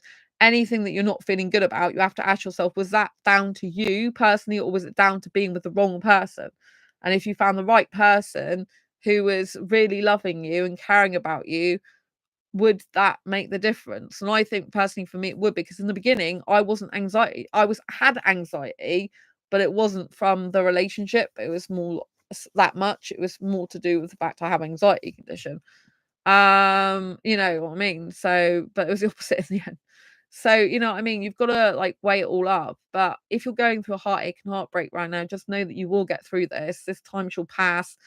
You know, that person, obviously, if a person's dishonest with you, they don't really truly love you on a proper healthy level, because anyone who loves someone just can't lie to them usually, and they've got their best interests at heart, and they care about that person. They want that person to be happy, they want that person to be secure, they want to help make that person feel secure in the relationship, they want to be reliable, they want, you know, they're enthusiastic to see the person, they can't wait to see the person, they'll turn up early to see the person, you know, they'll be like and they'll, you know, if like something doesn't work out, they'll make rearrangements and stuff like that. You know, like if you timings don't work out, then you change the time so you're both happy with it and stuff like that. Do you know what I mean? So you know what I mean, you've got to like literally think about the situation, and you've got to like think, you know, like it might just be that I should have left that relationship earlier. That I didn't, you know, I should have valued my worth more, realized, okay, it's really not working out, and rather than giving that guy opportunities to put the behavior right, I should have just left sooner, maybe. But either way, you know, whether I left sooner or now, it doesn't really make that much difference. It's still painful. And I wanted to give that person as much opportunity as possible to put things right, but they clearly didn't want to do that, but the opposite. They wanted out of the relationship clearly for whatever reason, which is fine. But I wish they'd just done it in a better way, you know? And I had to officially end it. So I wish them all the love and luck in the world, but you know, you've got to, you know, like there's a lot of people who split up in relationships and they wish ill on the other person. I don't do that. I don't wish ill on that person. I'm not that type of person. You know, if I wished ill on the person, then that would be a reflection of me, and I'm not that type of person. I wish them to be well. You know, I even thought about, should I just say to them, you know, like, let's not be together because I need to let you go to Canada because it seems like that's where you're going to be happiest with your career and stuff. I even thought about saying that, but I know in the beginning of our relationship, they said, if you want me to stay in the UK, then tell me that. And so I did, you know, because I did want them to stay. And sometimes you have to actually say what you mean. Like you see all these films and they're like, you know, you see in a movie, right? In some movies you see that two people are meant to be together and one person's potentially going to go to another country, and that person says, oh, I love you, so I'm going to let you go to the other country, right?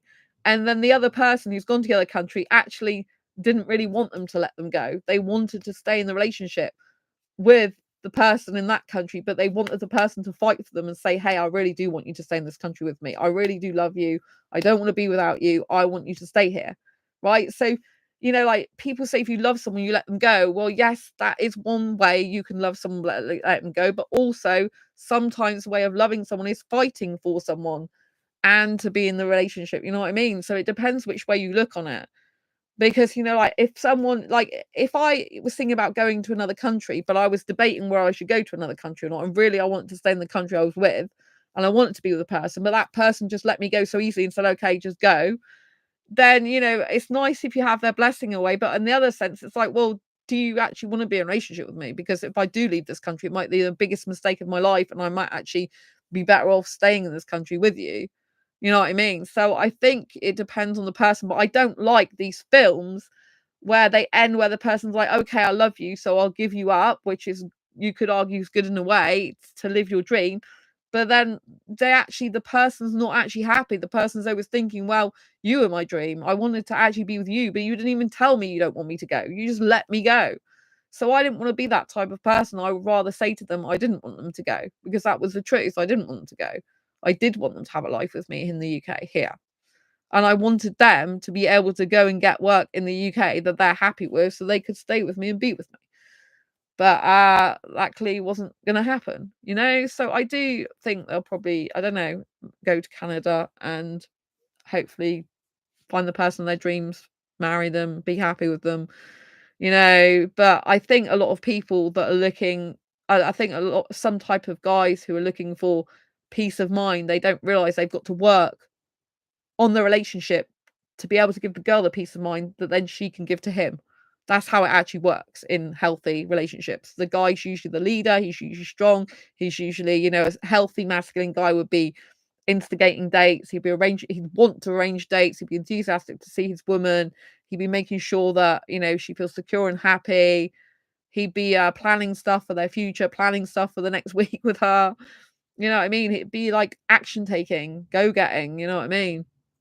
And you know, like making her feel special even in difficult times, you know, and working through issues together and talking about them effectively from both their points of view, like not just shutting down and saying a few words, you know. So I hope he has a lovely life, and you know, like you know, like I've ended it officially because basically he didn't want to be in the relationship with me anyway. But you know what I mean? And so, like, you know, like, does it feel rejected and abandoning? It feels more abandoning than rejecting in some ways for me, the way he did it. It feels more abandoning than rejecting. And if I'm kind of used to rejection, I don't know if that's a good thing or not, you know, like I doesn't like if he doesn't want to be with me, I wish he'd just say so in the first place, you know. So but that's not what he was saying in the first place. So yeah, I think you have to like use all this experience and just think like if you're trying to change your life, it's flaming hard. This week has been so hardcore for me. Um, because I just don't feel like I'm myself totally. You know, I'm used to being a hyper romantic and a hyper kisser. I'm used to be on the dating scene, and I gave the dating scene up to be with the guy because obviously I'm don't two time. I'm not chatting other guys up while I'm in a relationship. I don't do that. I had guys in my inbox even when I was in a relationship, but I was like blocking a lot of them because I don't believe in cheating. I don't believe in flirting with other guys in inboxes. I don't believe in, you know, like just keeping guys on the side. I don't believe in that personally.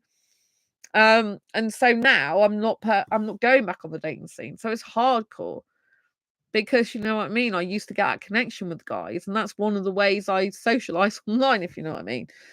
So it's hard.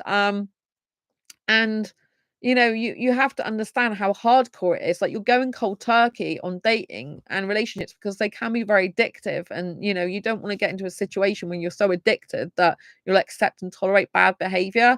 And a person who's dishonest, you'll just end up staying with them and stuff like that. You've just got to leave. Do you know what I mean? Like once I know it's over, I've got to leave. That's it. I have no choice. This is gone. You know what I mean? There's nothing to fight for because the person's not fighting for me anymore. You can't fight on your own for a relationship.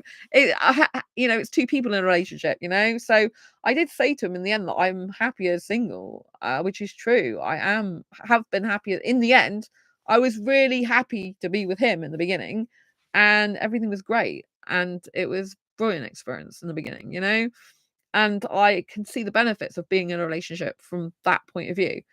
But from the point of view of the end, I can see that I'm better off on my own and single, you know?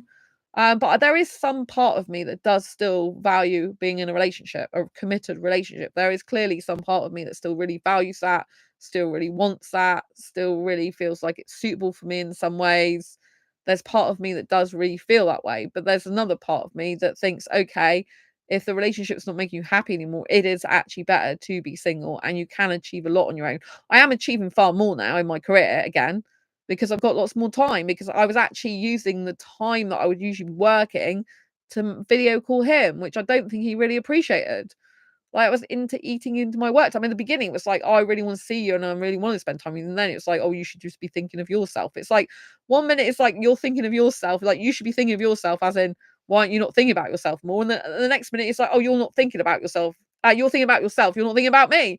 So it's like, hang on a minute, which one is it? Is it like I'm not thinking enough about myself, so I should be putting myself first? Or I'm not putting you first and thinking about you enough? Like, again, contradictory. It's, like, so contradictory. I'm like, like I mean? And he's like, "Oh, he prefers me to talk quiet, like slower, but yet he speeds videos up by one times 5% to make it faster because he gets bored with slow speech." I'm like, what the fuck? Like, you're making me be someone I'm not, just so you don't get attracted to me as much. I don't get it. I just don't get it. See what I mean? Like, when you first split out with someone, you've got all these contradictions, like, and you're like, which one is the real version? Like, which thing is the real thing? You know what I mean? And so all you can do is send that person, wish that person a lot of love, happiness, peace, joy, and just like you have to accept the fact that you don't know what goes in their head, unfortunately, because they didn't express it enough to you. You're never going to know which the true version is. You're never going to know really what they think and feel. You're never really going to understand the contradictions of behaviors, and you have to accept all the mind effing stuff. You know what I mean? Because and you have to just learn to live with the fact you'll never know. And that used to really bother me years ago. Like, I used to have a fear of missing out. Like, oh, I need all the information, like what went on, blah, blah, blah. And in my mind, I'm still going swirling around in that. But I'm like, you're never going to know, Sandra. Only he can know. And if he's not being honest, you're never going to know what the truth was anyway. You completely don't know, do you? You completely don't know. You're never going to know. And so there's no point in like clinging on to that because you're clinging on to him. You can't cling on to him. You need to look towards the future. But of course, in your head, in the first week, you're like, oh, is that person going to contact me? Are they going to get in touch with me? Are they going to say, like, I completely screwed up? I was an asshole with the way I treated you. I should never have lied to you. I'm sorry I betrayed your trust and treated you so badly. And I really wish that you forgive me. And I was an idiot. Of course you have that going through your head if you really love the person. Of course you have this type of stuff. But then you're like, okay, if they did do that, like what would happen? Can you trust them ever again? No. Did they completely destroy your trust? Yes. Would everything be right again? No. Has their behavior changed? Probably not. And if their behavior is not changed, then nothing would happen. It would all go back to being the same way it was, and you'd have to break up all over again. So it's no good. Just wish them well. Hope they get the woman of their dreams. I just think they need to know that whatever relationship they get into, they're going to need to do work. They can't just do no work for it. They can't just sit there and be lazy in a relationship. It doesn't work like that. Anything worth doing in life, you have to fight for and you have to work for. And I think he doesn't have that mentality. I think he just thinks that things come easy and they just happen by magic or something, and that person can have all the power and control and other people just do the work or whatever. It doesn't work like that in life. I know people put things in people's heads, like the entrepreneur space, for example. I've been in since 2012, and online they portray getting into like working from home 9 to 5, like quit the 9 to 5 and work from home, and they portray that online as a really easy thing to do, really, like, so much freedom lifestyle and everything like that. But actually, in reality, a lot of the time it's not. You work a lot more hours in your business. Like, I know someone who's actually got a freedom lifestyle business. That's like part of the title of her business, right? And she works so many hours, like, and she does lots of like these special challenges and stuff, and she's like working from like early in the morning till late at like 7 o'clock or whatever, late at night. Do you know what I mean? And so a lot of people that have the entrepreneur space, they're actually not showing you the whole picture. Right? I'm honest, right? I'm not claiming to make thousands of pounds and stuff like that. Um, but there are a lot of people, they just hire a helicopter for the day. So that they do the thing like, oh, look at my flashy helicopter. And you think they've got shed loads of money. They've just hired it for the day. There's some of them hire models. They hire loads of women for the day. They'll hire a Rolex watch or whatever. They'll just like hire this stuff. And it's not actually who they truly are. It's just painting a picture in your mind of what you think they are, not what they really are. And so you know what I mean? Some people are like that in real life. They're trying to paint a picture of what they're really like when they're not really like that. I'm not like that. I won't do stuff just to make money and to persuade, manipulate people's minds into thinking I'm something that I'm not. I can't live that way. To me, it's completely unethical and immoral. You know what I mean? But some people are like that, really. So you have to remember that not everyone's the same as you, not everyone's as honest as you. And you have to just like look after yourself. You have to think of ways of getting yourself back out of a deep, dark, depressive hole if you got into one. You have to find ways of, like making your life happy, plowing positive emotions into your life like excitement, energy, feel good factor. You need to be getting out around other people and socializing, because you don't want to be a recluse. And the danger is, if you've been with someone who wasn't honest with you in the end, the danger is you just don't trust anyone, you don't go anywhere, you don't do anything, and you spiral into a downward spiral and think, I can't even go out of the house because everyone's liar, everyone's dishonest, everyone will leave me, everyone's bad. And you can't do that, because not everyone's bad. I'm not a bad person. Like, if I love someone, I love someone. I'm not perfect. I have anxiety, it is an anxiety condition I've got that can be challenging for me, let alone someone else. But you know what I mean? It's like the right person would be empathetic about that and would work with it, and would understand it. And actually, it has some benefits to it. But you have to do things that light you up, that make you feel good. Like I've been watching a lot of videos and stuff about this type of thing, and one of the best thing to do, actually, for me personally, the one thing that helps me be the happiest when I'm not feeling great, I'm feeling down, is writing. Like, it always goes back to writing my book. So I'm actually working on a book about how to deal with heartache and heartbreak. So while I'm going through all this heartache and heartbreak, I'm writing down what I'm learning and trying to do. But I still haven't done everything yet, because I'm like, this is kind of hardcore and some stuff that I don't usually do that I have to do. So I'm writing this in a book so that once I've been through this and come out the other end, which I'm not currently out the other end, then you'll be able to follow in my footsteps. And if you're going through heartache and heartbreak, you'll be able to have a book that explains how I've done it and how I'm doing it now, right? But at the moment, I'm still in the thick of the heartbreak. I'm still in like the mourning stage, like, well, grieving. I'm still in the like disorientation stage and the disassociation stage. I'm not saying everyone's disassociated or disorientated when they split up with someone, but because I'm specifically doing the dating detox as well, it's disorientating for me, and I feel disassociated. I don't feel quite myself. I want, where's the bubbly, energetic, vibrant Sandra? I don't feel like I'm quite like that. I don't feel like I'm quite in my own body at the moment. It's really weird. But I know with like PTSD, post-traumatic stress disorder, and CPTSD, you get like that, you get disassociation. And I'm not sure if I got a bit of that again. I got that over my last job because it made me really poorly. I got CPTSD. I actually did a PTSD test and I came out really high on it. So I've got an unofficial diagnosis of PTSD, which I didn't actually tell the guy I was in a relationship with about that, I don't think. But no, I think he knows about anxiety and fibro, but not about that. But do you know what I mean? So I think some of those symptoms are coming back again a bit, which isn't good. Um, but you know what I mean? You live and learn. You try something, and if it doesn't work out, it doesn't work out. You can't beat yourself up about it for trying it, even if you got into it quickly. I did get into a relationship quickly. Like, you could say that it was doomed from the beginning because you got into a relationship too quickly. But I know people that have been in relationships quickly and they're still with each other years later. Do you know what I mean? And some of them have got married. So just because you have a relationship, get into a relationship quickly, doesn't mean to say it's always doomed. Some people do have very successful relationships because they just realize that the person they met is the right person for them. And they both want to work at the relationship and they both want to make it work and they're both persistent and consistent and everything's good. Right. So, but I take responsibility for the fact I did agree to get into a relationship with that person quickly. So that's on me, and I'm paying the consequences of that now, So you have to take responsibility for your own actions and what you did and didn't do. But you also have to be compassionate with yourself and say, hey, I got into a relationship with that person early. I did that, I did that to myself. I agreed to that. But also there was another person involved. And just because you got into a relationship with the person doesn't mean to say they had a right to be dishonest with you.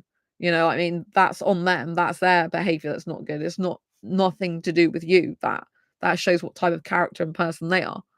Right? I was always honest with them. That shows what type of character and person I am.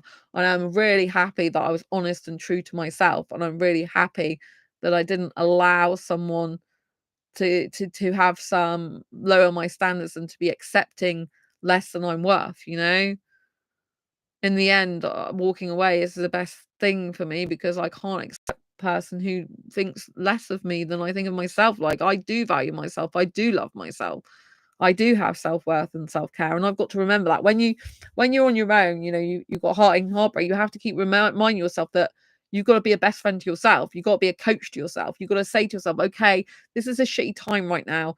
You will get through it, and just find ways of, like, expressing yourself, like doing dancing, doing writing, doing journaling, letting your emotions out, connecting with your community, connecting with friends and family, like make sure you're plowing your time, energy, and effort into your hobbies, things that make you feel alive and good.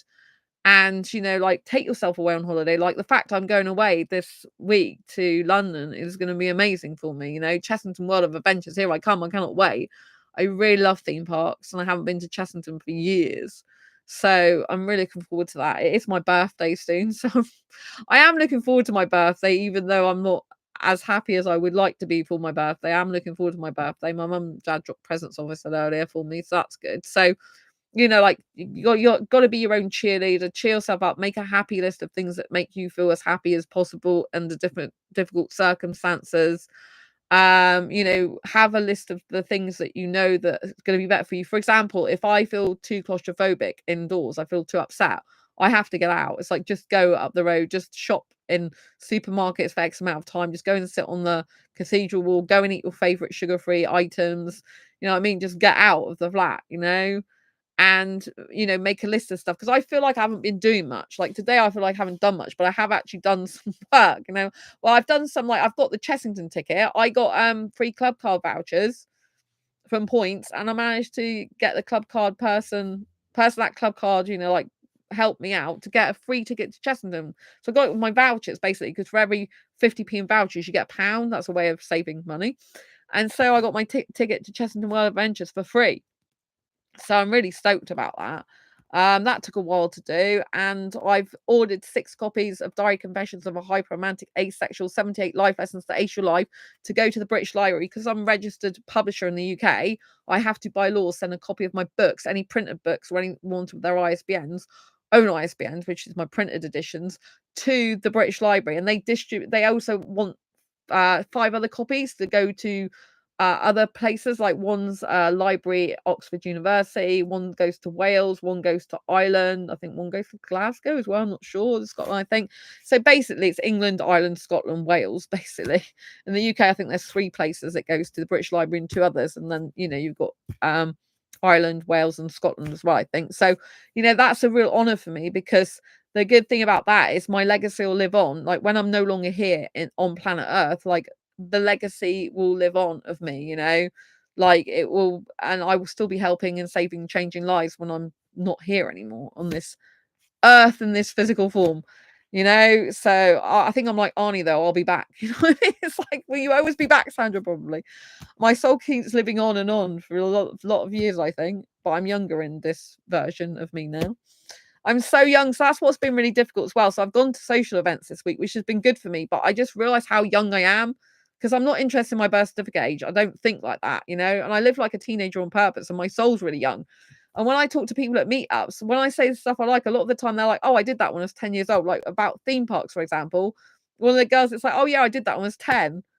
And I'll say stuff, and then it's like, oh yeah, I did that as a kid. And it's like, well, that's the life I live now. So it's kind of hard, because I feel like I don't 100% fit in, because I'm so different, because I am so young. And I feel like, even though in birth certificate age there's younger people there than me at meetups, I feel like I'm the youngest one. Do you know what I mean? It's really bizarre. And so I don't feel like quite fit in that respect. It's because my personality is very quirky and different. I do love that about me, but it's good if you can be around people who vibe with that and who understand that and who match that energy and who are, naturally kind of like that way themselves. It's kind of hard when you kind of feel like you're the odd one out, if you know what I mean, or the quirky one out. I love being quirky, though, but it's kind of like, you can be so different and far out that there's no one else like you, and it kind of makes you feel like weird. But because I'm with the asexual community, I do feel like I fit into the asexual community overall, and I feel really happy to be here. I feel so glad that, I've got you in my life, and I really like to connect with you. It really helps connecting with my community here. It helps doing these videos. It helps me to go through the grieving process when I get my emotions and thoughts and feelings out in books that I write. and also on these videos.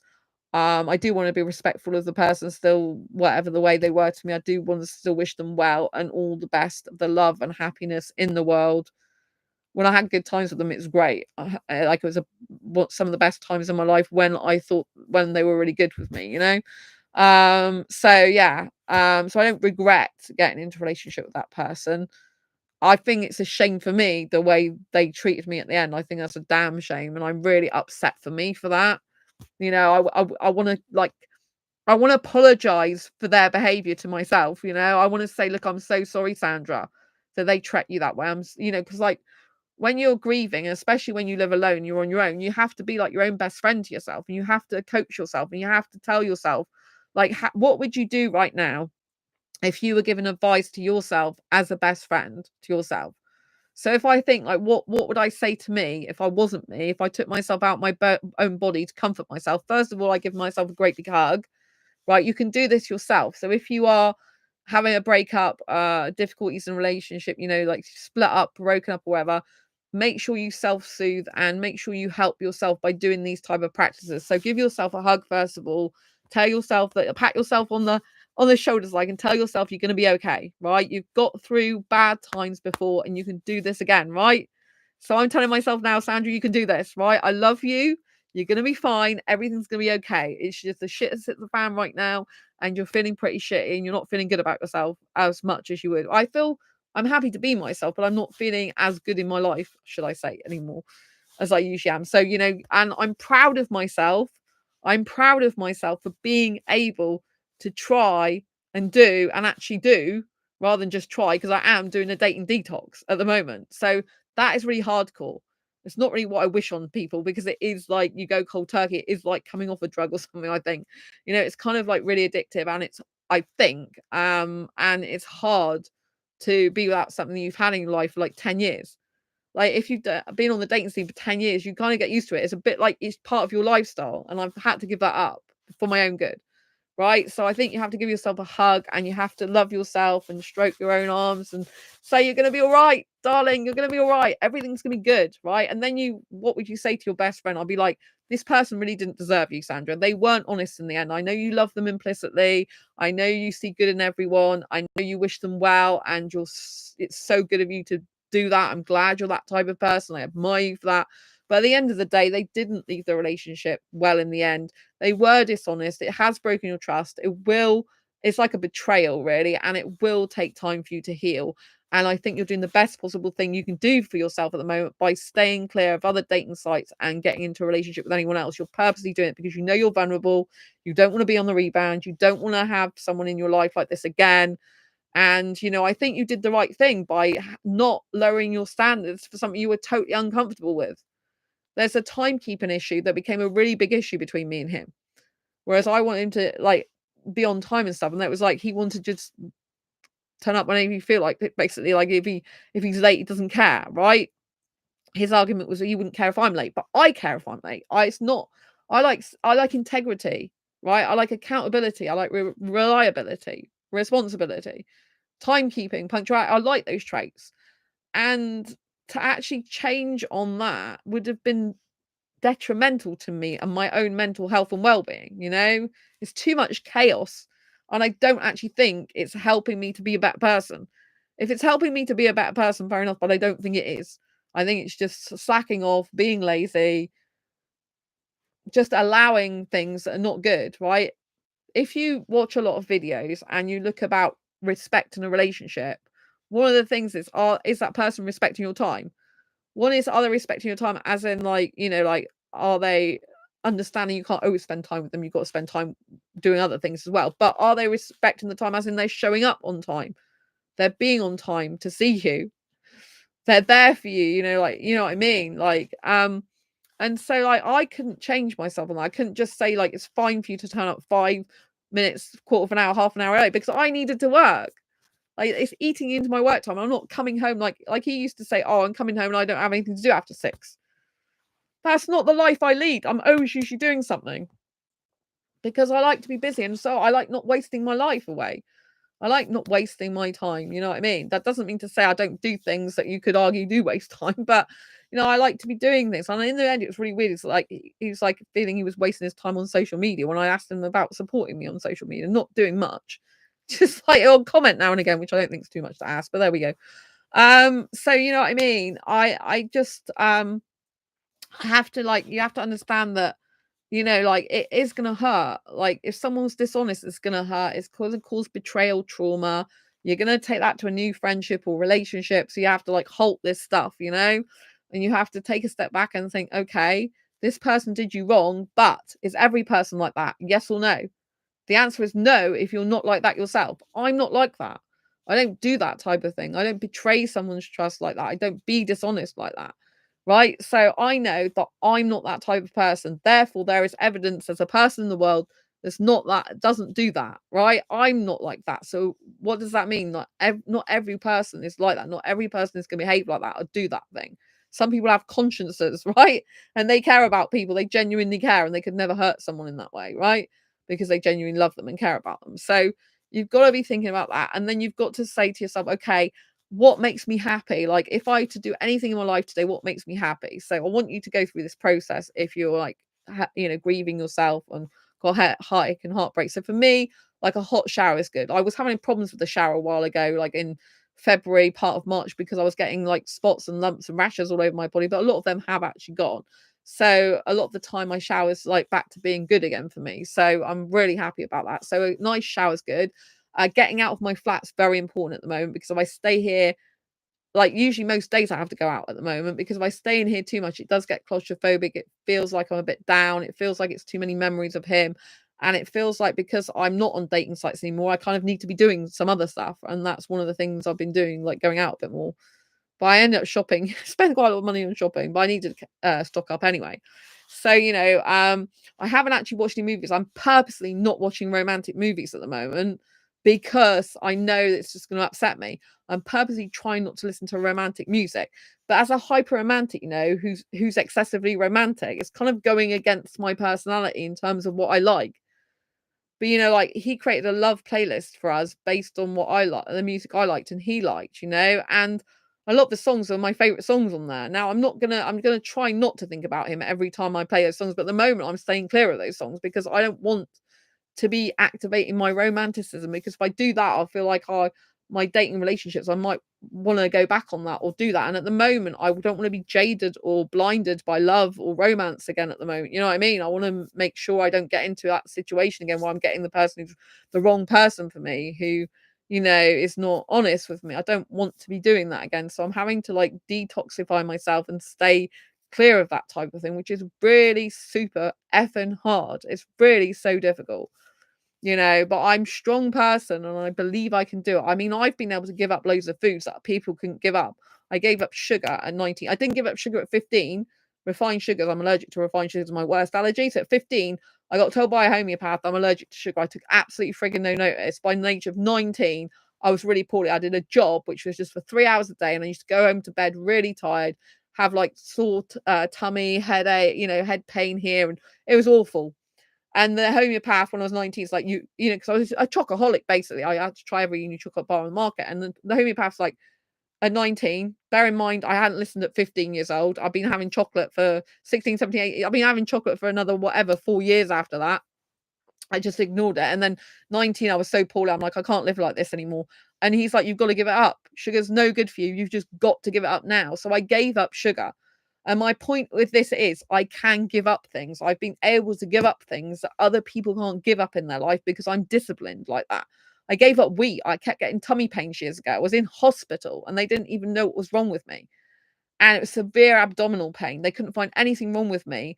And then I worked out that when I was eating products with wheat in them, and products that were wheat derived, so MSG, monosodium glutamate, in crisps, for example, they that's derived from wheat. MSG is derived from wheat, right? So I worked out that every time I ate these crisps with MSG in them, which was derived from wheat, I was getting these abdominal pains. And I worked out whenever I ate wheat, I was. So I worked out by a process of deduction and logic that those two things were I'm allergic to. And I got it confirmed by the same homeopath years later.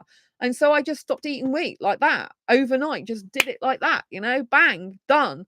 Because it's, I don't need that in my life. You have to be disciplined in life. And I am very disciplined. But it's harder in terms of the fact that I'm a hyper romantic and I'm cutting off like a romantic thing. I'm cutting off the dating thing. And it's like, do I go clubbing? I really want to go clubbing because I love dancing. But it's like, okay, like, are you ready to be around other guys even yet? Because at the moment you're feeling quite angry and pissed off with guys. I am fine at the meetups because they're not going for a relationship. The meetups I go to, they're specifically looking just to socialize. And a lot of the time you go out socialize with them, you don't hear from them again. The majority of people usually there, right? I mean, I don't know whether that's a good thing or a bad thing because, like if you want to make friends, you really want to be socializing with them outside of that. But predominantly, they're people that I just see at meetups, socialize, talk, and that's it. So it's different. But if I'm going out clubbing, I know I'm really romantic. I know that I like kissing. I'm not going to be a recluse and never ever kiss a guy again. If I want to kiss a guy in a club, I probably will allow that to happen because I love that. I do enjoy that. And I usually stay detached. But at the moment, because I'm going through this grieving process and I still love someone, then I feel like I shouldn't really probably it's not the best time for me to do that. I think it is from the dancing point of view because it's high octane, energetic dancing, and I absolutely love dancing. I think it'd be very good for me to go out dancing, but I also get very sick at clubs when they're vaping as well. So every time I go out clubbing, I love the dancing, feel really good about myself, then I end up with a respiratory infection for weeks and can't even go out, and I don't want that for myself either. Unless I go to my favorite club, Timepiece, I don't get that sick there, so I don't know whether to go back there or not. But I don't know if I'm ready for that yet. Like when I've still got such strong love feelings for this guy who's like out of my life now, I kind of like got to be careful because I know that I am attractive to guys, and I just don't want to get involved with another guy at the moment. Like even the guy in Tesco, right? There's a guy in Tesco, and I know he's attracted to me. I can just tell. You know what I mean? I can just tell with the way he looks at me and he's around me. I can feel it. I can feel when a guy, but it's sexual attraction, I'm sure, from him. I can just feel when a guy is attracted to me. I can sense their energy. So, but I don't want to get involved with another guy at the moment. And I've got to be careful of my emotions and heart getting broken again. You know what I mean? So it's very difficult. It's very difficult being a hyper romantic, hyper kisser and like cutting off your major supply of those particular scenarios happening. It's kind of like, where's my excitement? I'm this exciting, hyper romantic, hyper kisser person, and I'm having to like dampen down my actual soul, I feel. And you know what I mean? But I've got to think of it as this is the next stage in your life. This is going to take you to another level entirely. Doing different things in your life right now is going to be a help to you, not a hindrance. It's going to help you to focus on your writing more, help you to focus on your career more, help you to grow your career and yourself more. It's going to be giving you a lot more free time to be able to do other things such as book writing and that. You can, the dancing might be able to be done in a different way, not necessarily at clubs, but clubbing is my favorite thing. And so, you've just got to like reflect on this as the best time in your life, even though it feels really shitty. You've got to think this is the best time in your life. Someone set you free, or you set yourself free with them to be you. You've got all the time in the world now to do what the hell you want when you want again. You can like bask in your own glory. You can be your best friend to yourself, be a cheerleader to yourself. You can love yourself. You can be like your own superhero to yourself, and you can just fill your own cup up. And damn, it's a good cup to fill up, isn't it? But remember, be your own best friend, like give yourself patience. Like say to yourself, I'm glad I didn't drop my standards. I'm glad like I tolerated a certain amount of behavior and leniency, but then that's it. I forgave that person quite a few times for upsetting me and hurting my feelings. I did that, right? And I just know that I did my best in that way. And you know what I mean? Like when someone's asking you to do something that would like not be good for you, then it's not good, is it? You know what I mean? So I think you've got to like just like take a step back and analyze the situation for what it is, but also make sure you're doing everything you can to, keep sane, keep your mind on track, keep feeling good, like do whatever makes you feel happy over and over again. Like writing's really therapeutic for me. It's really good for me. I'm getting work done. I've still got more work to do, and I'm just writing things down that I'm doing as well, which is really important for remembering what you've done. It's good to practice gratitude as well, but from the heart, from the feelings. Like I'm grateful for the experience I had with that guy. even though it wasn't good in the end. I'm grateful for the fact that I did experience a relationship with an Indian guy who's my look. That was good. I'm glad for the good times I had with that person. I'm glad that they showed their true colors in the end and set me free. I'm glad that I found this out sooner rather than later. I'm glad at the moment that I'm trying to change my life by doing a dating detox, even though it's super hard and I don't feel quite myself at the moment. I feel weird, like I'm disassociated. I don't know what to do about that because obviously I don't want to keep being disassociated. But, when you're trying to change your life and you're trying to create a different reality for yourself and you're trying to do things differently, you probably are going to be disassociated because you've got the old identity and what you're used to, plus your new identity that you're going to. So you're like kind of going out of one of body of circumstance into another body of circumstance. You're like going from one part of you to another part, if that makes sense. So I think it's important to note that, that it's okay to feel disassociated, even though it's not good, because you're trying to change yourself. And by changing yourself, you're getting a new identity. But, you can try a new identity on. You don't have to keep a new identity. If it doesn't work out for you, you can go back to the old identity if you really prefer that. But the old identity, if it isn't working for you, clearly it's no good for you. So you need to change it. You can only change your circumstances or yourself. And if your circumstances are not changing, you need to change yourself. And if you change yourself, your circumstances will change anyway. Right. So when I'm going out and meetups, I'm meeting real people in real time rather than on dating sites. But I'm not looking to get into a relationship anymore with, like, sometimes I used to go to meetups thinking maybe I'll meet someone that I can date or get into a relationship with. And it has still crossed my mind that could happen, but I'm just thinking, yeah, it's better not to do that. It's better to just socialize and, like, not think about dating or relationships anymore, because clearly there's some work that I have to do on myself, and clearly I need to be doing other things in my life, you know what I mean?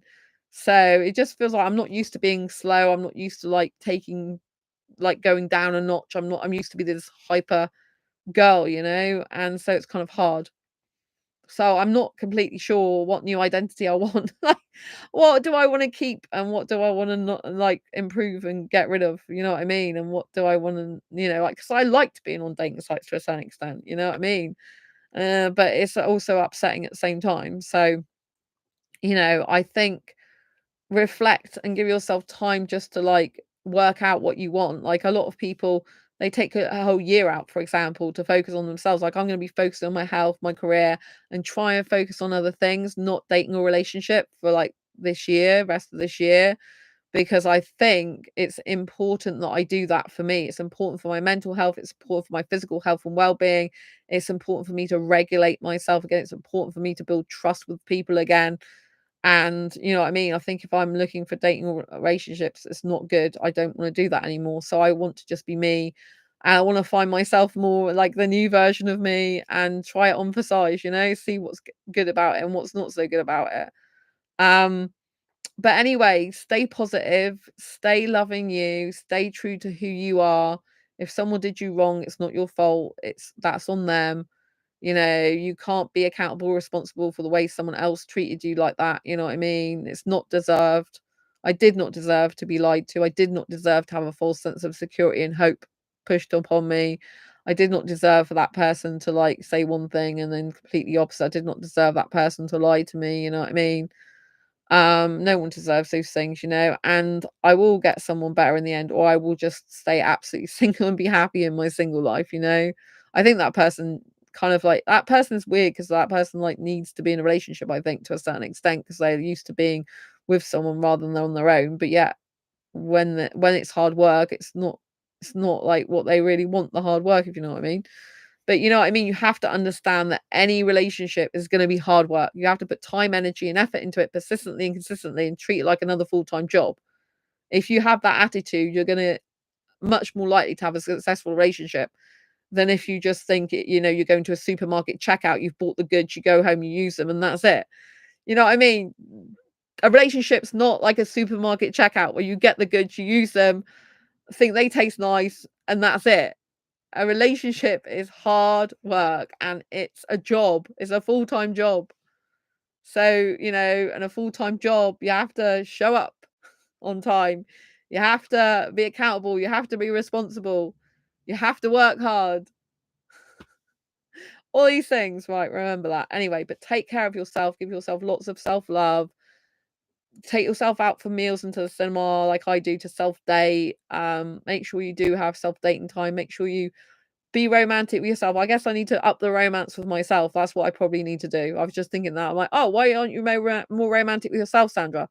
This is an opportunity to buy yourself more gifts, to give yourself flowers, to romance yourself more. I must not forget that. Romance myself more. Anyway, lots of love to you. Don't forget to get a copy of Asexual Perspectives on Amazon and the new book, Diary Confessions of a Hyper-Romantic Asexual, 78 Life Lessons to Ace Your Life. Lots of love. I'll see you soon on the next video or live stream. Bye. Don't forget to give this video a thumbs up if you like it and share it with anyone who may benefit from it. Bye.